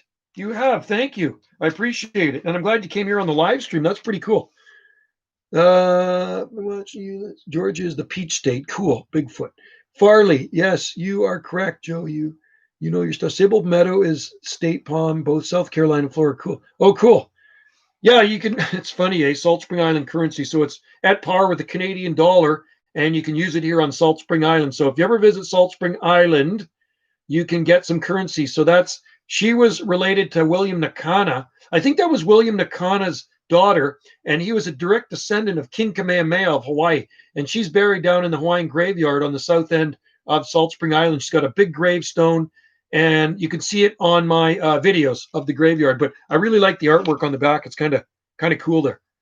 So yeah. We have different bills. Yes, we do. Salt Spring Island. And we have a coin too. So at one time, Salt Spring wanted to separate from the rest of Canada, right? There was this group to separate Salt Spring from the rest of Canada. Of course, it never happened. Kind of like Quebec wanted to separate. But anyway, we do have our own currency. And we've had our own currency for about 20 years now, our own currency. So it's kind of cool to have that. And like I say, when you hear a lot of people take it home for souvenirs, they like it. Wondering why most Georgia is colder than most of South Carolina. Oh, unless you get to Savannah, that's for sure, Camel. I believe the southern third of Georgia is a bit warmer. Georgia gets really, really hot. Lots of humidity, right? And lots of palm trees in Georgia. There's tons of them in Atlanta. Atlanta has tons of palm trees. My son took some pictures for me when he was down there last year. Took some pictures of palms for me because my kids know I love palms. Atlanta, despite being more southern, is colder and gets, it can actually get some really bad freezes. January 1985, to be exact, when it fell to about 9 below 0 Fahrenheit. That's what it is. So the farther you get inland from the ocean, the colder it gets. The closer you get to the ocean, the milder the winters gets. That's the way it works for people that don't know climate, okay? So that's why you see palm trees only along the coast of British Columbia, Canada. And if you get inland, the farther you get inland, the temperatures change, the winters are harsher, and it's just a lot colder and more brutal. So that's why palm trees don't grow there. Yeah, I love the palm trees in Savannah. I've never been there, but I've seen lots of pictures of them. Definitely.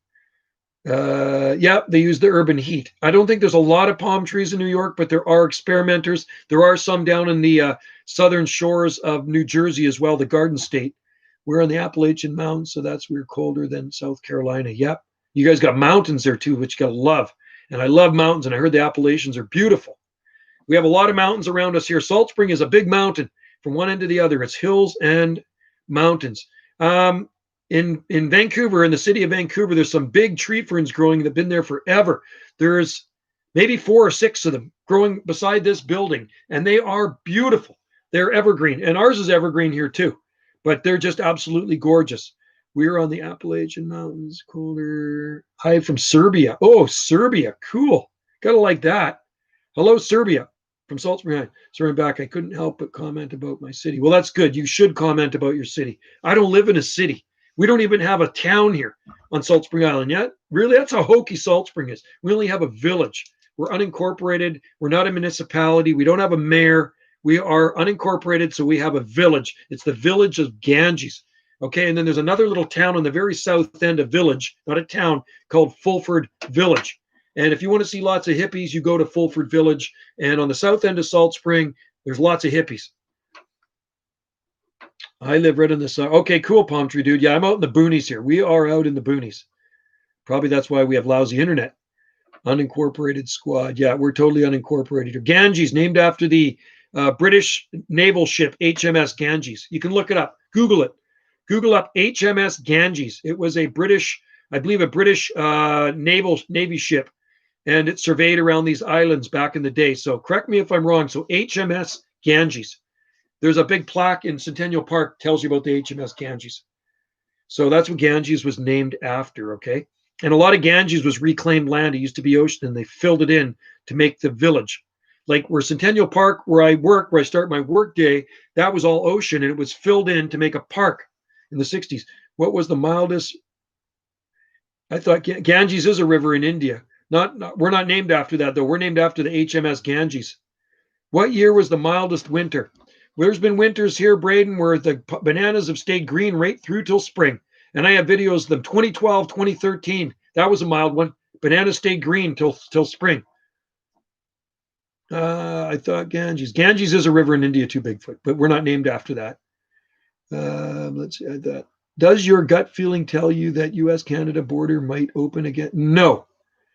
Maybe in the spring, Farley. I'm guessing in the spring, because we have a lot of people that want to come up here and stay at our B&B.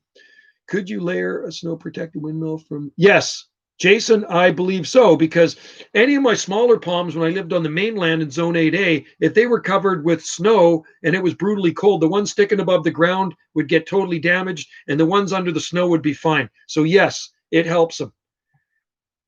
Great palms, my friend Alec Mladon. I like that name, Mladnovic. Alex Mladnovic. That's a cool name. Yes, so snow is a good insulator, okay? And Farley, I hope they do open up the borders. We're going to Maui next year regardless. Wendy, that's Wendy's happy place, okay? It's my happy place. So, oh, Scotty. Oh, right on, Scotty. Well, I was talking about Tawasin and palm trees, and Scotty lives in Tawasin, and he grows palm trees, and looks like Scotty's going to be our neighbor. Scotty's bought a place right behind us, and when are you going to be there, in January? And you know, the place that Scotty bought has palm trees and bananas. It's like the most beautiful piece of property you can imagine. And it goes right down into the same ravine that we have on our property. So if he walked down the ravine, he would be in the same ravine that goes in our property that's full of palm trees. So Scotty's going to have to start getting busy and spreading palm seed around in that ravine, so then we can have this palmy ravine. You're going to January 20. That's awesome. That is so cool. I'm excited for you. So cool, Scotty. Hey, Wendy. January 29th, Scotty and Susie coming to Salt Spring. Yeah. Wendy says yes. I'm so glad you guys got it. That is like the most beautiful house. You would die if you see Scotty's house. It's so nice. The garden is so perfect. Yeah, and the palm trees are perfect. And the front entry to die for. There's like totems on either side of the driveway. The gate is unbelievable. And it's just, it's so nice. And all sun. And I'm sure Scotty's going to plant more palm trees, because Scott's a palm nut too. Well, Scott I've known for about 40 years, okay? Scott and I used to bodybuild together back in the day, back in the 1980s. He lived in White Rock, I lived in Langley, and he would come out and work out at my place sometimes, and we used to hang out back in the day. So Scotty and his wife, beautiful wife Susie, are moving to Salt Spring Island. And wait till you see it, man. You will die when you see this guy's house, man. And the garden. The guy that has the place is a complete neat freak, and he's a palm and banana freak. So he's got the most beautiful exotic plants growing there. So, and it's so nice. It's just like a perfect microclimate too. So it's just in behind us. We can walk there from here. Right on. I'm happy for you. Cool. That's exciting. So is there filibust South Texas? There probably is. Benjamin, can I plant sable or butia in my front yard and my neighbors without? Well, you're going to plant them, but you're going to have to protect them. You're welcome, Scotty. I'm glad you got it. I knew you guys would. What's hard? We grow lots of succulents on. We have gasteria growing in our garden. We have gavies, lots of different types of cactus, Braden. We have native cactus. We have native succulents. And there's some amazing cactus gardens here. Watch my videos on cactus on Salt Spring Island. If it's not on this channel, go to my other YouTube channel, Jungle Josie. Have you ever heard about palms growing in Haida Gwaii? Well, there has to be palms in Haida Gwaii because I shipped a lot of my palm trees to Haida Gwaii. And Haida Gwaii does not get that cold. Okay, so yeah, I will say there are palm trees in Haida Gwaii, which is hundreds of miles north of here. We had a couple of guys, a father and a son. They were artists, stay in our B&B 2 years ago, Haida Gwaii. And I gave them a handful of palm seedlings and a ton of palm seed to take up there and plant it. I told them to report back to me, but they never did. I dream of finding the place nowhere as heat rising off the lakes surrounded. Wow, cool. Well, there must be some place like that, I'm sure. Canada does have Zone 9A here on the coast. Yeah, you'll box them in with heat, Benjamin. Good. If the filibuster survives minus 22, I'm going to mass spread seeds in Alberta. Yeah, unfortunately, I hate to burst your bubble, but no palms will ever survive in Alberta without heavy protection and heat. So minus 22, that's like a one night temperature, and it's not prolonged. So if you had a mature filibuster, like that's been in the ground 20 years, and then you had a freak freeze of minus 22 degrees Celsius one night. Okay, so we're talking like, we're going to say New Mexico somewhere, and it gets defoliated. It probably defoliated, and then with the warmth that came later, it probably regenerated new growth. But if you had several nights of minus 20s and 15s and minus 10s, it would kill it. That's the way it works.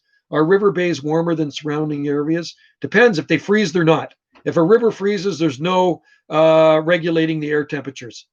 So because we have an ocean around us and we're out on an island, it is regulated air temperature. And yes, sometimes we can actually get more snow than Vancouver because we are an island and there's more Pacific moisture out here. And that's why we got more snow than Vancouver yesterday.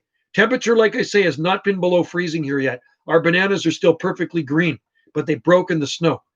You have a bed and breakfast? Yes, we have two B&Bs here, Benjamin. Wendy runs them. They're hers, and Scott stayed at him before. Scott stayed at him a couple times. I think Scott and Susie. He was here. Scott and Susie were a couple weeks ago. They stayed here. Really nice couple, and I'm glad they're moving on Salt Spring Island. They're going to love it. Hardiness don't cause lakes, round, and ridge. Yeah, well, any big bodies of water is a microclimate. If it's fresh water and it freezes, then it's not a microclimate anymore, right? That's the way it is. And generally, areas inland from the ocean are landlocked, so you're going to get a continental climate like in the center of the USA. So that's why it's a lot colder in the wintertime in Omaha, Nebraska than it is in Vancouver, Canada. And some people can't seem to figure that out. You know, it's like somebody in St. Paul, Minnesota one time commented on one of my videos, well, if they can grow palm trees in Canada, then surely we can grow them in St. Paul, Minnesota. Well, you got to do your homework. I've done my homework. And I know a lot of you guys have too. Stephen Rogers, my loquat. Oh, mine too. Mine too. It broke. I'm so upset. I looked over and the loquat's broken. Hey, Wendy, the loquat broke too. I know. Yeah, I'm so upset about that too. We have a big loquat behind the house. Have you visited the Caribbean countries? Yes, Terrence, I have been into the Caribbean. I've been to Jamaica, Grand Cayman, Cozumel, and Haiti. Been to those islands. Oh, yeah, you're lucky, Steve. Mine broke. A big chunk broke off, and I'm very upset about that. Oh, I just do not like this wet snow.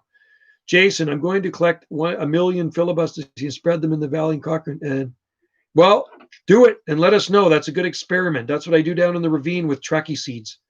I will most likely plant Mexican US because sable, palmetto, or yeah, give it a try, Benjamin. Larry Johnson, hey Joe, from Caledonia, Ontario. My 12-foot palms are boxed up. Oh, cool. That's the way to do it. Larry's a smart man. You know, I mean, you could plant a palm tree in southern Ontario and don't give it any protection for an experiment and see how it does. You know, and see how it does. It comes springtime, and then do a full report on it. Cocoa City and LA atolls, huge queen palms. Well, it's probably tropical down there, so I would definitely imagine there are some cypress growing in LA atoll. That's in the South Pacific, isn't it? Somewhere. Instagram. Somebody's commenting on Instagram. Get that out of there. If Turks and Caicos actually becomes Canadian territory, I'm instantly jumping. Well, I thought that too back in 1979, but it never happened. I would like to live there too, but no, I don't know if it'll ever happen. It would be nice. I would definitely, I don't know if I'd move there. I'd definitely visit there, but yeah, maybe I'd move there. I prefer Hawaii better. I like Hawaii a lot. I'm really hooked on Hawaii. I love the Hawaiian Islands. And it's just something about Hawaii that draws me there. And I will always go back to Hawaiian Islands. And that's what people always ask me, why do you keep going back to Hawaii? Well, because I like Hawaii. I've been to Mexico. I've been to the Caribbean. I've been to Alaska. I've never really been anywhere in Canada. I've been to Edmonton a couple times in the summer. Our Hardy 2 -20. No, I'm going to give you the fact on that, Jason. That's a one-shot deal, okay? Some of them can handle that for a brief period. So it's about -4 degrees Fahrenheit. They have survived. Very short, brief, -4 degrees Fahrenheit. And then temperatures go back up above freezing, or at least in a couple of days they do. But that's the coldest I've ever heard of them surviving, and some of them dying at that too. So generally, Trachycarpus fortunei are rated about 10 degrees Fahrenheit. But we're going to make exceptions for long-term, well-established plants that can take down to 0 degrees Fahrenheit on occasion, and briefly, and sometimes even below 0 Fahrenheit too. So it does happen. The ones in Vancouver, the old ones planted in the 1960s, survived -17.8 degrees Celsius and survived. And there's only more for Bulgarian. I'm only -18, and that's only I have Bulgarian growing in the garden here. We actually have quite a few of them. And yeah, they're hardy, but they can still be killed like other palm trees with extreme looks like after the freeze. My friend in Calgary tells that Maui is the Hawaiian island of choice. It is. Maui's the best. Internet just crashed for a bit there, guys. My pineapple guavas are, yes, we have that in our garden too, Feijoa celowiana. Not a problem. Fully hardy here. Steve, my friend in Calgary tells that Maui is the Hawaiian island. Yes, it is. There's so many Canadians on Maui, especially in Kihei, and even in Lahaina, there's Canadian flags flying everywhere. It's because they've invested so much money and into Maui, and a lot of Kihei was built by Canadians. That's why. I got a really cool shirt. Oh, you got to see it. You got to see it. I hope I have it here.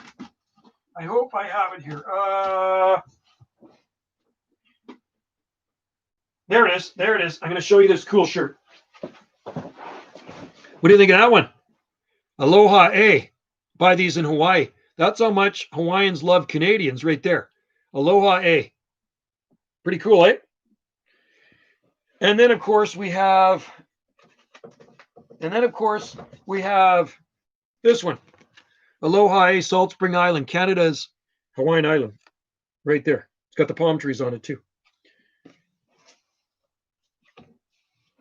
Hilo is also amazing. I've never been to Hilo. Wendy's been to the Big Island. T.J. Johnson. T. Johnson, I've only visited the Bahamas. 8 cents. Family's over there. Cool. Beautiful there. I'm not sure what Japan is, but there's lots of palms in Japan. Went to Honolulu on Oahu, concrete jungle pretty much. Maui's better. Steve, I used to go to Oahu a lot. I've been to Waikiki about 20 times. No lie. I've been there about 20 times over the years, and I love Waikiki, but I prefer Maui. It's a lot more laid back, or the other side of Oahu. The coast of Canada does see more than inland Canada. Bigfoot. Jason, cause winter is always -2 the day. Where's that at, Jason? In Alberta? Canada's helped Americans, Japanese off Aleutian Islands. Oh, the Aleutian Islands is another place we got to try palm trees, palm tree dude. Aloha, Salt Spring Island. Jason, hi, what am I missing here? Because the winters went to Honolulu. I'm just reading your posts here. Awesome about the t-shirt and sticker. Pretty much says it all. Yeah. It's funny. I saw my son spotted one of these stickers on a Calgary, Alberta car. It had Alberta plates on it. So he took a picture of it and sent it to me. Awesome about the t-shirt. We have the Hawaiians here. We have the palm trees on Salt Spring. That's why we call it Canada's Hawaiian Islands. There's lots of Hawaiians on Salt Spring Island. descendants of the original ones that settled here in the 1800s. Jason, how are you serious? Yeah, I don't know. I don't think any palm tree could survive there. But anyway, guys, a good book to read if you want to learn about the Hawaiians on Salt Spring Island. I will promote my friend's book. It came out in the 1990s. This is called The Kanaka, and Kanaka means Hawaiian, and it is the untold story of Hawaiian pioneers in British Columbia and the North Pacific. So there you go. Really good book. Lots of photos in it, and it just tells you why the Hawaiians came here and settled in these islands in the North Pacific. So called The Kanaka by Tom Koppel. And they sell them at the stores here on Salt Spring Island. I don't know if they sell them on Amazon. And then I went, there's Iolani,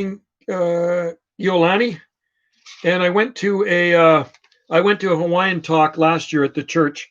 All the local Hawaiians were doing their chant and talking, and blowing the conchs. It was a really neat history talk about the Hawaiians. So that's put here out on Salt Spring Island. There's a Hawaiian right there. So lots of Hawaiian history on the rock. I'd like to know how palms do in Alberta. I don't think any palm tree could ever survive in Alberta, but if they do, man, you got something really hardy there. Benjamin, I like mountainous places too. Jane Tang, there's Jane. Aloha, Jane. I like flat and swampy. Well, you'd like our ravine then, because it's low and it is swampy down there. That's where those wet, loving palm trees grow. I don't have to worry about flooding here. That's one thing we never have to worry about on Salt Spring Island is flooding or tsunamis. We're so sheltered in here. If there's a tsunami, it wouldn't bother us. No, there's no needle palms. No palm trees. I'm sorry. I'm going to give it the way it is. I'm going to give you the facts. No palm tree will ever grow in Alberta anywhere without heavy protection and heat. That's the only way it is. You're going to have to box it in, build something around it. There are people out there that insist palm trees will grow in Alberta. They will never, ever grow in Alberta. Okay, not in this lifetime, but maybe when climate change kicks in 100 years, maybe it's possible a really hardy palm tree.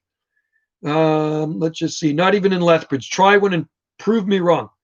The only nursery sold the Bulgarian strain. Yeah, I know. I've grown a lot from seed over the years. I got them from Kirill in Bulgaria, directly from Bulgaria years ago. Can you believe they had a massive needle palm old in Brooklyn? Yep. And took it out. Are you kidding me? There's a huge 50-year-old one in Washington, D.C., Arboretum. 50 years old. I went to, Jane, I'm jealous. Oh my God, that's Wendy and mine's favorite place. Lion Arboretum. Jane, I'm envious. Hey, Jane, there's a beautiful Camerops humilis cerifera growing there right when you get into the entrance. And I remember when they planted it as a small thing. I got a picture of me sitting in front of it. I'll post it today. And the picture was taken about 2014. And I'll post it today on People Who Love Palm Trees, and I'll tag you in it so you can see it. It's the Camerops humilis cerifera. It's beautiful. It's big. Climate change should cause zones to lower because it weakens a polar vortex allows. Yeah, interesting. I'm not sure how that's going to work, but I think there's going to be more extremes. You know what I mean? I'm not sure how that works. I really don't. Climate change should cause zones to lower. I thought it would get warmer when there's climate change. That's what I thought, but I'm not sure how it exactly works. I thought things were going to warm up by 4 degrees in the next, what did they say? But in 50 years, the temperatures would be 4 degrees warmer here. I saw that. Oh, you saw it yesterday, Jane. Oh, I love that palm. It must be even bigger now. No Trachycarpus palms in Lyon. Love South Carolina. Planning on buying a place Surfside. Yeah, that'd be cool. I think it would be nice in South Carolina. I'd just be worried about hurricanes along the beach and the house getting swept away by a hurricane. Because zones are based on how cold it gets and how warm the climate changes causes more. Yeah, there's more extremes with climate change, that's for sure. How do you plant a cordyline? Dig a nice big hole and stick it in and do not damage the taproot, especially if you're ever going to transplant one. They don't like to be transplanted after they've been well established and they grow a trunk on them. But they're easy to grow. Pop them out of the pot, stick them and plant them like a palm tree. Good soil, and they'll grow easy. They're fast. If it makes places colder, I'm going to see. Yeah, go to Seashell. Seashell and Gibson's beautiful. Peter, yep, they didn't want to keep protecting the big windmill palm and decided, oh, no way. That is terrible, Peter. That's sad news. The southeast of adapted hurricane strong building. I'd put palmettos on either corner of my house palm tree, dude, and wrap a big strap around my house during a hurricane. I heard Washingtonia filibuster do well in Vancouver, Washington. There was one growing at Edmonds, Washington, at the hospital at Edmonds for years, and it finally froze, I think, in 2008. It was there for 20 years, I think. Jay, it will be the jet stream that will weaken and temperatures all over will go up. Cool. Jay Marin, cool. I like talking weather. It's good. Yeah, you're welcome, Bigfoot. Yeah, if you're going to move to South Carolina, build concrete. So yeah, you'd have to build something that's hurricane proof. That's the thing, because they can get some. Remember Hurricane Hugo back in I guess it was 1989 or something, wasn't it? Hurricane Hugo. It was a bad hurricane and it did a lot of damage. So, and once in a blue moon, we can get some strong winds here, like hurricane force winds, but there's no real hurricanes here because we're not in a tropical or subtropical place. We're a temperate island here, right? So anyway, I'll go 2 hours. It's too dark to shoot a video now of the tree ferns, but it seems like the live streams are going pretty good. It's faded away a couple of times with the connection, but other than that, it seems to be pretty steady, and there's a lot of people in there, which is good. South Carolina, Sam, it really gets hit by hurricanes because of the kind of the dip. That's even better. See, I like that then. And South Carolina sounds like an awesome place. Jason, I bet in 10 years palms will grow. Well, if you're a young guy, prove me wrong. That's cool. I hope they do. Steve Rogers, tsunami risk at all? There's no tsunami risk here, but I bet you. I wonder if there's one at South Carolina. Alberta is nice in the summer, but in the wintertime, it's far too cold for me, man. It is very cold. I like Drumheller. Drumheller's really nice. Peter, it's okay. Just keep a potted robust outside during the warm months. And yeah, you can bring them in. You can have a nice potted pot garden, palm garden in Alberta, and then bring everything in the wintertime. That's possible. But if you're going to grow a palm in Alberta, you're going to have to box it in and put thermal cubes and enough heat with it that if the power goes out, it's dead. Okay, if you grow a palm tree in Alberta and you box it in and the power goes out, it's going to be dead. That's the way it works. Even in Ontario and even in Halifax, if the power goes out and it's your coldest night, the palm tree will probably freeze and die. I'm not saying that to be mean, but it's a fact, okay? That's just the way it is. It's kind of like me trying to grow let's just see, what would be a tender palm? It'd be like me trying to grow a Washingtonia without protection here. It's not long-term, it's short-term. It's a short-term palm tree. That's the way it is. And even if I box it in and the power goes out and it's a really nasty freeze, it probably would die or at least get really damaged. North Carolina has huge storms and sometimes the waves flood. Yeah, they get storm surge. Storm surge is bad. We don't get that here, but on the west side of Vancouver Island, they're subject to tsunami. They do get tsunami. So when you're driving on the west side of Vancouver Island, there's tsunami evacuation route signs everywhere. Palms will not grow well in Alberta ever. Yeah, so not in my lifetime. There's no way a palm tree will ever survive in Alberta. I'm sorry. It's not going to happen. I'm 56. It ain't going to happen in my lifetime. But if you're an 8-year-old kid, it might happen in your lifetime. I don't know. What do you think? It'd have to get pretty warm. You'd have to be like 100 years old before you could try sable minor or rhipidophyllum in your yard. You have to look at the big picture. You have to look at how cold it gets. What are the minimum temperatures anywhere in Alberta, even in Lethbridge? Look at the minimums. Look at how cold it gets there in the winter. It ain't going to work, man. There's no palm trees that hardy. There's a tall palm trees already in Alberta. Yeah, if the pole switch, we might be screwed too. Saw a guy in Nebraska who was attached to his house, a line for winter pushing. And that's what a guy did in, Tom Kelly did that in St. Louis, Missouri. He had palms outside, scaffolded, and then he had them also in a big greenhouse attached to his house. I don't know what happens if the poles shift. I don't think they'll grow in Alberta. I'm not too sure because it gets really cold there, man. But there's one guy that thinks they're going to grow there, and he's in my palm group. And you know what? I hope I don't come across as being mean. It's just reality, man. It's like me trying to grow a coconut palm on Salt Spring Island. It ain't going to happen. This is Trachycarpus fortunei country. They're a long-term palm. They got a proven track record, and they're foolproof. You don't have to do anything with them. Washingtonia robusta, even Butea capitata, is a pretty useless palm in most places on our coast, and that's a fact. They're really prone to spear loss during a bad winter, and a lot of people like to put hydrogen peroxide or copper sulfate, and if it doesn't work, you're going to die on you. Salt Spring, I don't think they'll ever work here on Salt Spring. Tall queen palms in California. Yeah, there's tall queen palms on the southern Oregon coast too. Yeah, Cocos nucifera, no. Not a hope and you know what to work here on Salt Spring Island. It's just not warm enough in the wintertime. First of all, they like 8 hours of sunshine daily, 70 degrees Celsius year round, minimum, probably pretty much annual. And they like warm soil too and humidity. Our summers are too dry. Soil's too cold. So yeah, it wouldn't work here. If you are willing to put in a ton of work, mulch, yeah, you could. You'd have to build a greenhouse over it. Then it would work.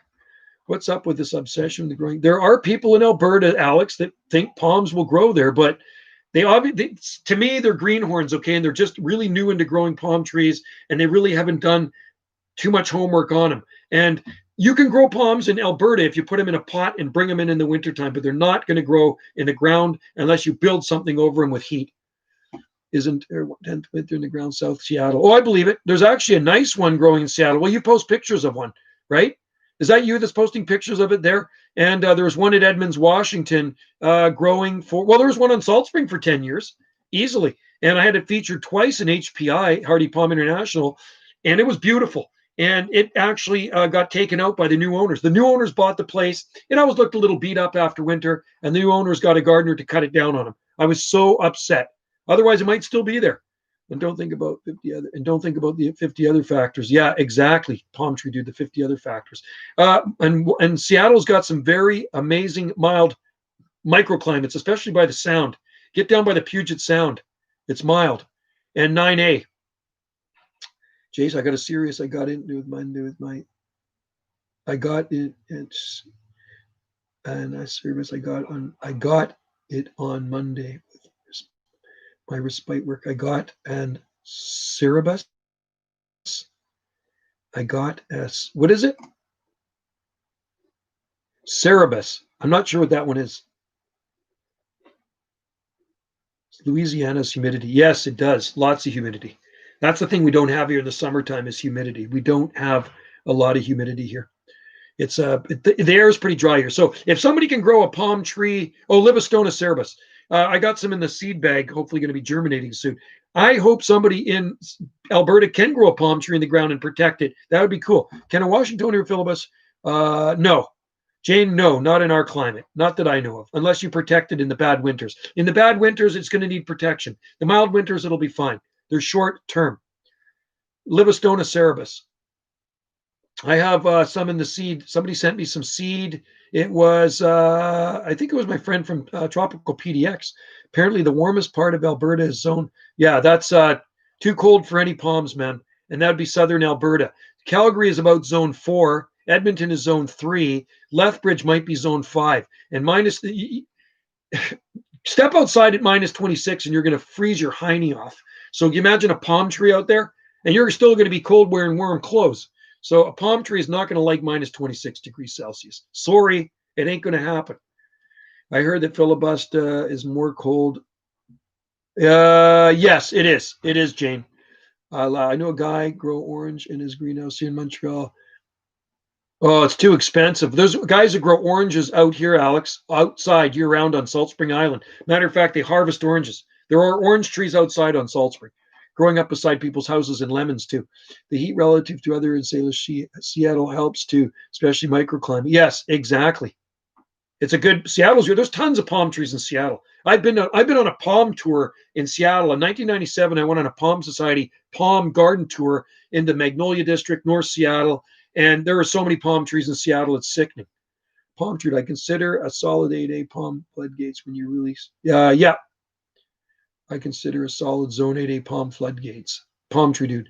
I've not tried filibuster yet. Try it. They're pretty hardy palm.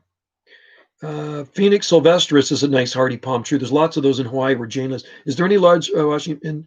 Yeah, there's ours there. Well, I don't know if it's large, but there's a good size one growing, and it's been pictures posted on people who love palm trees and exotic plants. So can you post that picture, Pisme, on people who love palm trees and exotic plants on the Facebook group of the Washingtonia? I think you have before, where somebody's posted a Washingtonia growing in Seattle. And it was actually a nice looking palm, really nice crown on it, looked really good. Anywhere around the building is going to be mild, right? So there you go. Push the limits, folks. There's some, like I say, there's some amazing palm gardens in Seattle. And Seattle's not that far south of here, and they are regulated by the Puget Sound, by the ocean. So it's a good place. There's lots of palms in Olympia, Washington, and there's lots of palm trees on the coast of Washington as well. And if you get into the Oregon coast, there's even more. What is your favorite looking palm? Whether you can grow it on tropical one, I'd have to say Bismarckia.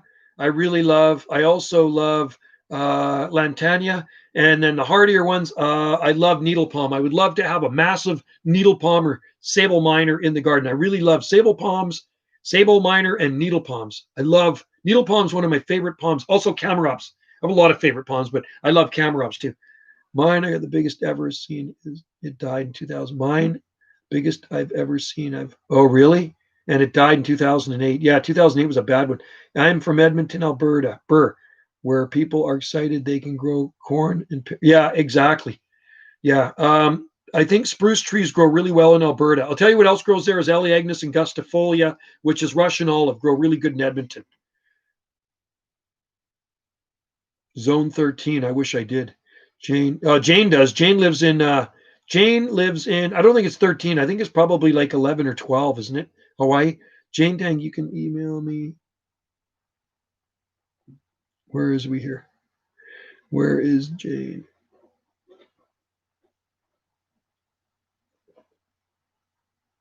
My favorite palms are royal. Yeah, royal palms are great. Oh, 12. Thanks, Jane. 12.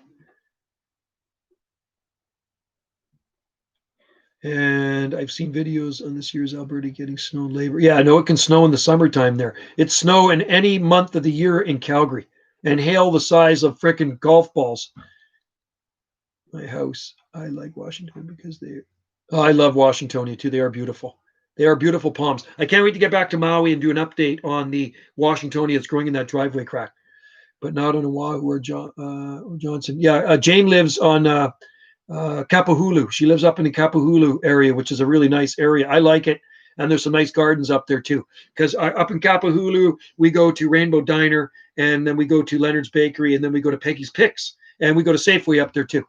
I walked there from Waikiki. Camellia and azaleas are blooming at Lion. Oh, I bet you they're awesome. There's rhodos blooming here. We got rhodos blooming on Salt Spring Island. Jane, we haven't had any frost here yet. We did get some snow the other day, but no frost.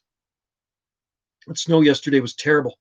It's just disgusting. I do not like snow.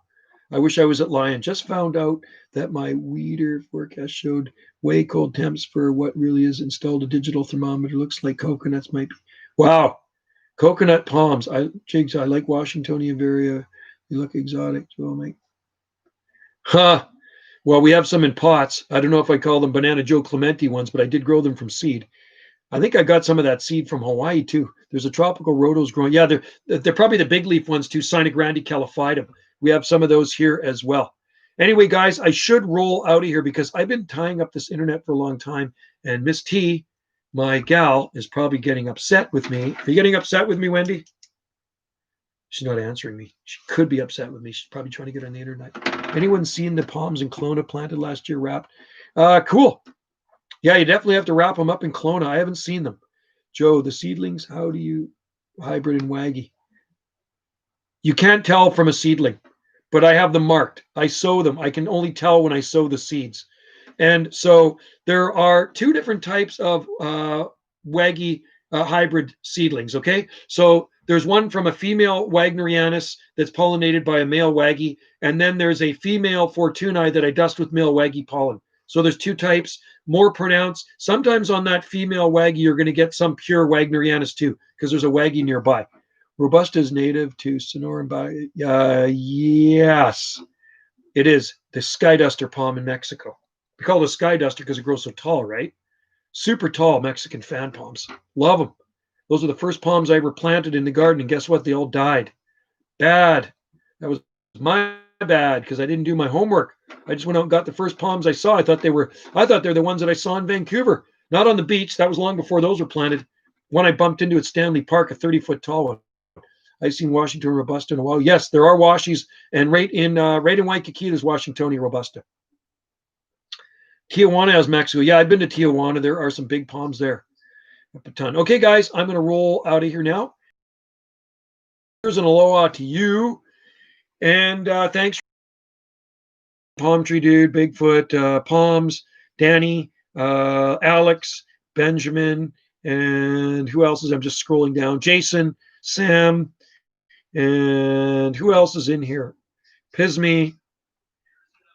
And if I missed anybody else, I'm really sorry.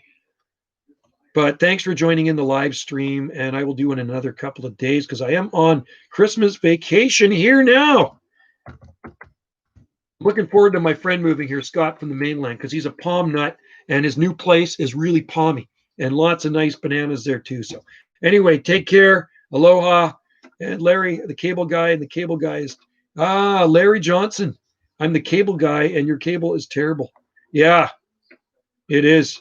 Our cable is terrible. It's not very good. The you know what's really bad here, Larry, is the internet. It can be really bad at times. Need some fiber optics, high speed. Okay, see you later. It's 5:01 p.m. here. What's the temperature? Ooh, it's cool out there. It's only 3 degrees Celsius, folks. Holy schmokers. All right, but it's clear. We got clear skies tonight. All right, take care, you guys, and we'll see you next live stream. Stay safe out there. And we'll see you before Christmas. Steve Rogers, see you later, Steve. And thanks for joining in the live stream. They're always fun when you guys are in there. See you, and happy palm growing, and stay safe out there. And somebody out there in Alberta proved me wrong that thanks, Larry. It's really not good internet here. It's very, very bad internet. We complain about it all the time amongst ourselves. Wendy and I complain about the internet all the time. When I'm doing a live stream, it's just the worst thing when it dies on me. You know, when I was in Tofino uploading YouTube videos, by the time the video was even uploaded, by the time I just about finished putting my tag words in, the video was uploaded already. Here, I uploaded a 3-minute video and it took an hour and a half to upload. That's how slow the internet is here. I can't stand it. It drives me crazy. So, and well, that's just the way it is. It'd be nice if somebody could do something about it. See you, Peter, and see you, Larry. And good night, everybody, and have a good dinner, because I know it's quite late where some people are. And it's not so bad here, but it is dark out now. So cheers and aloha, and cheers, Larry. Bye now. I'm signing off. Till next time.